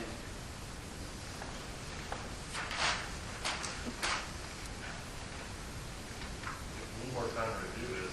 no, I really don't, because I've looked at this before. This relates to the ornate box turtle, the yellow mud turtle, the western hognose snake, the regal flittery butterfly, correct?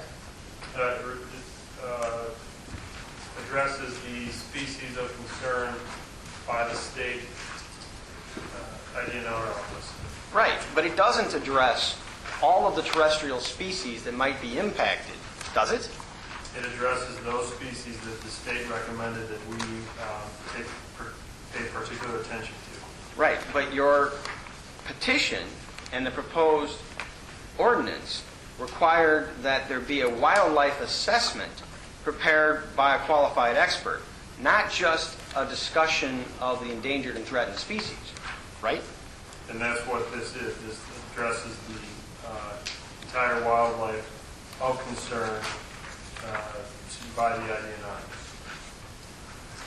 So if it wasn't a threatened or endangered species, there was no assessment made, correct? There was no recommendation by the IDNR to address it, and that's correct. All right.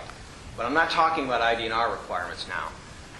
What I am talking about is your petition that has indicated that you would indeed provide a wildlife assessment. You've read that to mean of only those endangered and threatened species, right?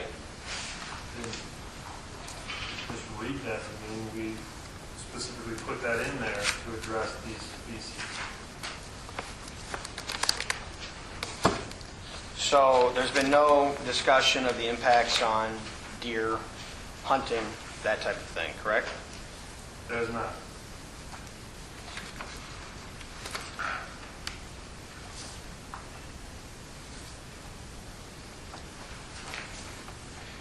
What your petition says is that you will commission and submit to Lee County Zoning Office a wildlife assessment impact study conducted by a qualified wildlife expert having not less than 10 years of experience conducting wildlife assessments indicating possible risks to local wildlife habitat and migratory birds.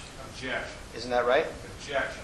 He specifically left out the words, "at the time of the building permit application."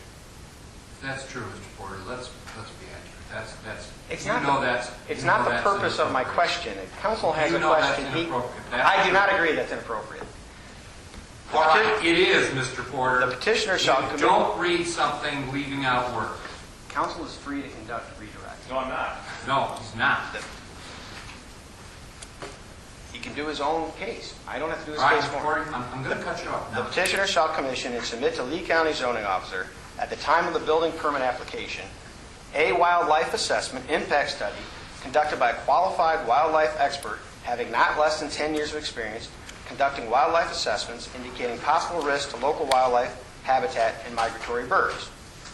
Your counsel has pointed out that it says building permit application. Are you indicating that there's going to be some further study? To the extent the county would recommend that we would provide further study, that can be performed. But at this point, we feel that we've complied and provided the appropriate study for the species that would, if they exist, potentially be at risk. Okay.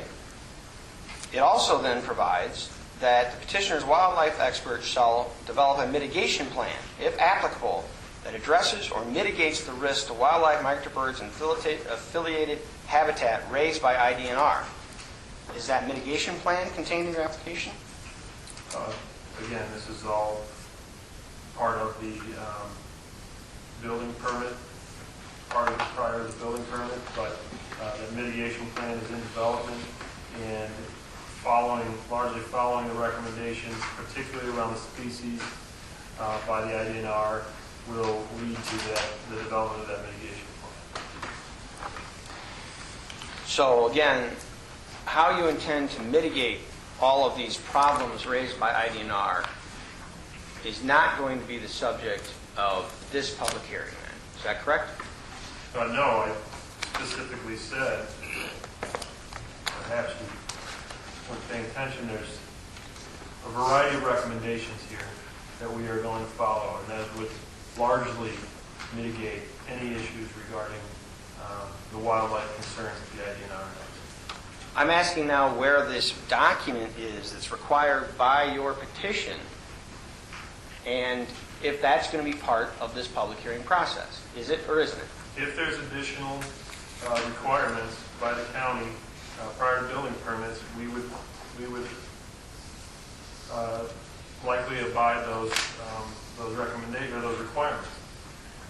This is what we provided to date is meant to set the stage for exactly what the risks are in the area and define, as we just went through all the recommendations tonight, many of the mitigation measures that we will follow.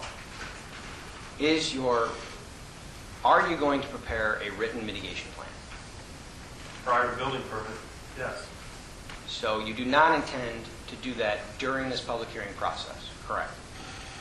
To the extent it would be further developed prior to the completion of that, it may be submitted, but that was not our intent.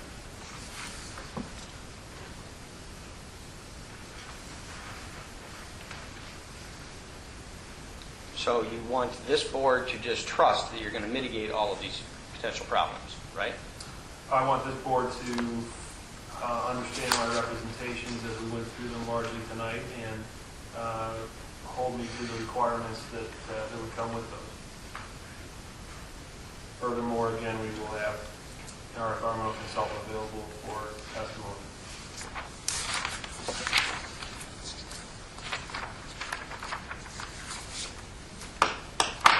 I've reviewed the text of the report at page 25 of Appendix F, which is the television interference report.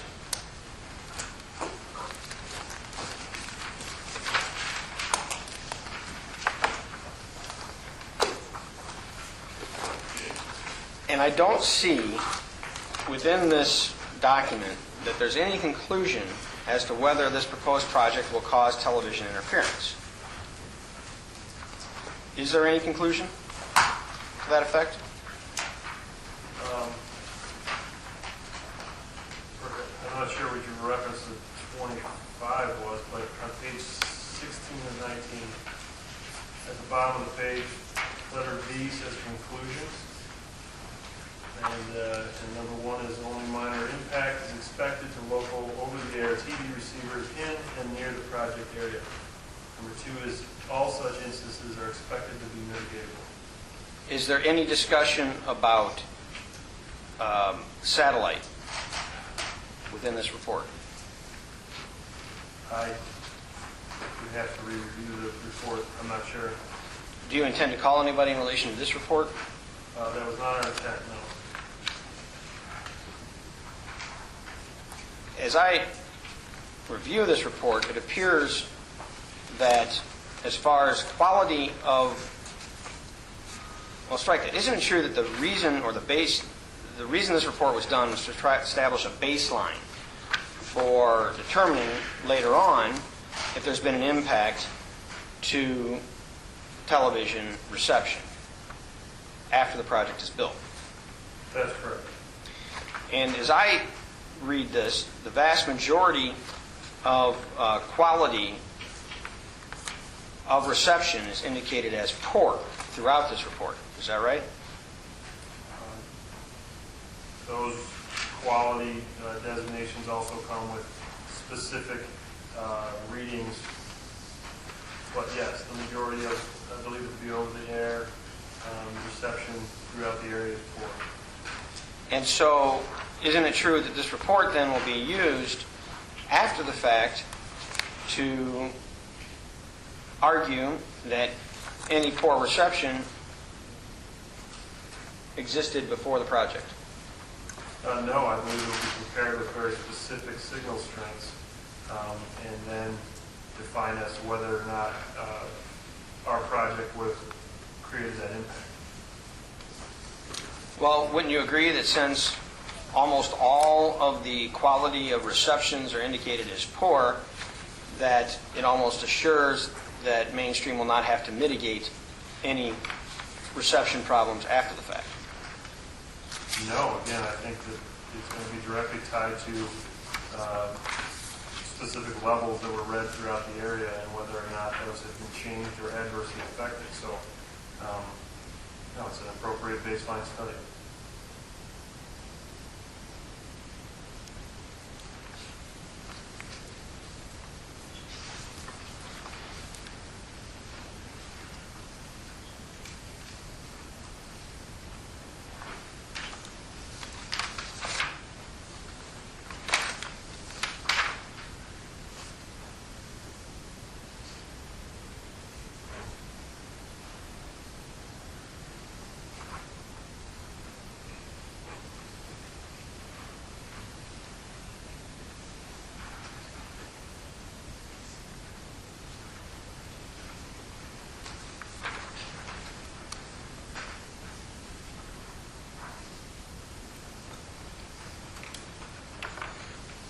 Are you aware that the current tax law expires in 2016? Yes, I am. And are you aware that the current tax law allows for depreciation? Yes, I am. And would you agree then that by year 18 of this project, that with depreciation, even if it was up and running, the amount that Lee County will recover will be approximately half of what it receives in year one. Objection, I don't understand the question. Maybe Mr. Mark does. I mean, Well, I think I understand the question, but I'd like you to answer. it'll have a floor to how much of the project can be depreciated, at which point that would be the extent that it would bottom out, and then at year 18, I think it would be approximately, I forget exactly how much, but I'd have to redo the numbers or understand the numbers, so I can't speak to specifically half. Have you discussed or negotiated any payment in lieu of taxes with Lee County? No, we have not. Are you aware that in Illinois, payments in lieu of taxes have been and can be negotiated with turbine companies? I am aware, I'm not specifically aware of any such instances.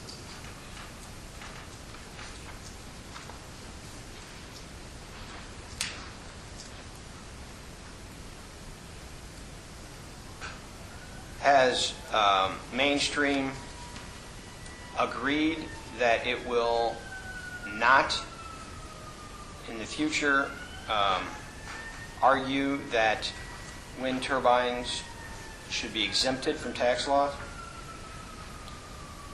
We believe that the current tax law was passed nearly unanimously, and so therefore how the state dictates things are currently appropriate. So I can't speculate on any kind of future tax situation. Would Mainstream agree to that if this project is approved, it will guarantee that at a minimum it will provide the revenues that are allowed under the current tax laws? Objection, are we talking federal tax laws, state tax laws, local tax I laws? agree, that's a little clear. Well, it's only state tax. The only... Well, no, that wasn't part of your question, but I know where you're going. Let me try a different way here. Will Mainstream agree to a condition that it will guarantee the payments of which Lee County would be entitled under the current tax structure, even if a change in law occurs? Property tax structure. Property tax structure. I don't think it's appropriate to make guarantees on the financial structure of the tax, of the property tax in particular. Again, there is a viable tax structure in place. Lee County has many turbines in place. Those property tax payments are appropriately assessed. So I would not feel empowered to guarantee anything regarding the financial structure during property tax. Are you aware that such guarantees or payments in lieu of taxes have been accomplished in Stevenson County, Logan County, DeKalb County? I'm not specifically aware of those, no.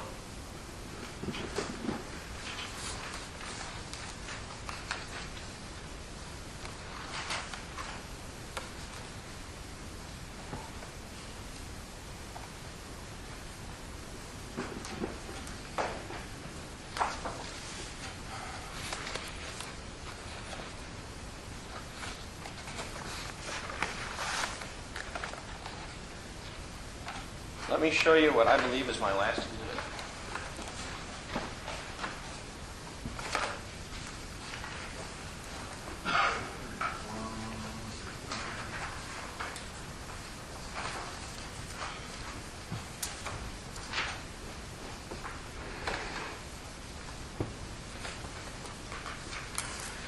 The document I've marked as exhibit number 31 is a resolution from the Illinois Agricultural Aviation Association. You've seen that resolution before, have you not? I have. And isn't it true that the Illinois Agricultural Aviation Association has specifically resolved that in the interest of pilot safety, we will refuse to make an aerial application of any product inside a grouping of wind generators or to farmland immediately adjacent to a grouping of wind generators, should that proximity be considered hazardous by the pilot of the agricultural aircraft.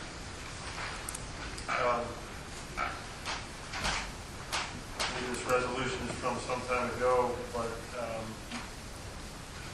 yes, that's true in that we've had subsequent testimony in other counties regarding the fact that it can be done, aerial spraying can be done among or adjacent to a grouping of turbines. It just may lead to some additional cost. And as far as the resolution's adoption, you'll notice that on the first paragraph, the first page, it indicates that the resolution was originally passed in June of 2005 and re-endorsed on March 10 of 2009, correct? Correct. And it contains prefatory language where it indicates that the fact is it is dangerous to fly within the confines of a wind generator farm. Without going into technical aspects, windmills can cause vertigo sensations, create unstable wind conditions, and extend high enough to seriously affect the way an aircraft can work a field. That is why even a neighboring field without a wind generator may not be a candidate for aerial application. There's no room to make a turn, right? And that's what it states, yes. And you just testified that you're aware that there are some operators that might fly near wind turbines, but to do so, they're going to charge a surcharge. Isn't it true that surcharge is usually a charge of at least 50%? No, that's not our research, no. What research have you done? Specific conversations with different aerial sprayers, I would say it's my understanding that we're talking about approximately 20% additional charge for aerial spraying. Who told you that? I don't have the gentleman's name. We can certainly get a statement from him. Are you aware that, well, strike that. Is Mainstream agreeing to reimburse any local farmers for the surcharges that they will or may incur as a result of wind turbines in proximity to their fields? We already have such provisions in our leases with our landowners. To the extent that neighboring landowners would be affected, we would have to consider exactly what the impacts are before guaranteeing anything to them. But in the spirit of what our existing leases are, we'd be willing to consider that. Will you agree to a condition that Mainstream will pay up to a 50% surcharge to nearby and neighboring fields? No, there's no evidence that it would be upwards of 50%. Well, if I provide evidence during this hearing that the usual surcharge is 50%, will you agree to the imposition of such a condition? No, I believe that any condition regarding that should be driven by market forces and looking at other opportunities for spraying technologies or other providers rather than putting an imposition regarding a specific percentage above any kind of conditions prior to the wind farm being built. So, if I understand that correctly, you would agree to an imposition of a condition that whatever the actual surcharge is to a non-participating landowner, that Mainstream will reimburse that, correct? To the extent it was directly an impact of our turbines and to the extent it was delineated within a field, again, we'd be willing to consider that. Will you also agree to reimburse any non-participating nearby landowners for any resultant crop losses? I'm not sure how you define crop losses. To the extent our project has impacts on, direct impacts on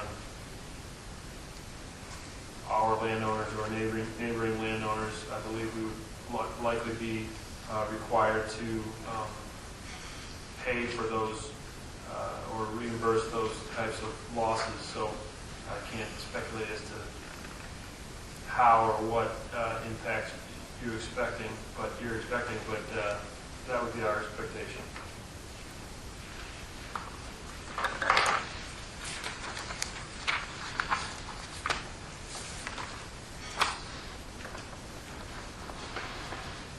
Your Honor, may I have one moment to speak to my clients?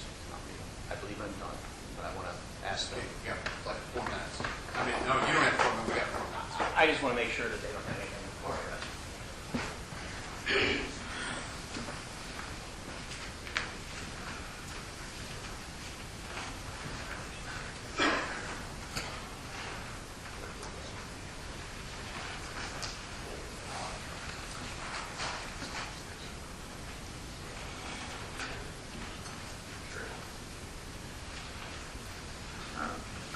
I have nothing further. Mr. Martin, you may sit down for the evening. Ladies and gentlemen, even though we've got 3 minutes left, I think starting anything else would be rather silly. Mr. Chair, I would suggest continuing the hearing to, I think it's October 2nd, 7th. Yes, thank you, Judge. At this time, is there a first will announce, as the judge stated, we have meetings set for October 2nd, 9th, 10th, and 17th at 7 o'clock. 2nd, 9th, 10th, and 17th in October. And those are on our schedule then. We have a motion to conclude this evening. I'm sorry for interrupting, but before we do, Judge, I kind of need a roadmap of where we're headed. I do have witnesses when it gets to my case to present. That's a very fair question. All I can tell you is, I mean, the next step is a small pile of half sheets of individual interested parties who want to ask Mr. Martin questions. How long that'll take, I mean, I have heard from Mainstream that they have at least 2 witnesses. They have someone in relation to shadow flicker and noise and someone in relation to the environmental study. Assuming the public's questions take up the next hearing date, are we anticipating that we would be to those witnesses on October 9th then? Well, it would be, Mr. Martin is not available the 9th or the 10th, so our expectation to call the noise and shadow people on the 9th and 10th. No. The wildlife code. Oh, I don't know what. And then the shadow flicker on the 10th? So No, I presume wildlife will take at least a meeting, if not more. guys, So- I got it. it's so much speculation that, I mean, if you guys want to. I'm trying to figure out when to tell my expert to be ready, and that's my problem. It sounds like no way before the 10th. Absolutely. All right. Thank you. That's the best. Sorry for interrupting. Sorry. Bye. We've got that taken care of. I'll accept the motion to conclude this evening's portion here. By votes, is there a second? Second by Jane, all in favor?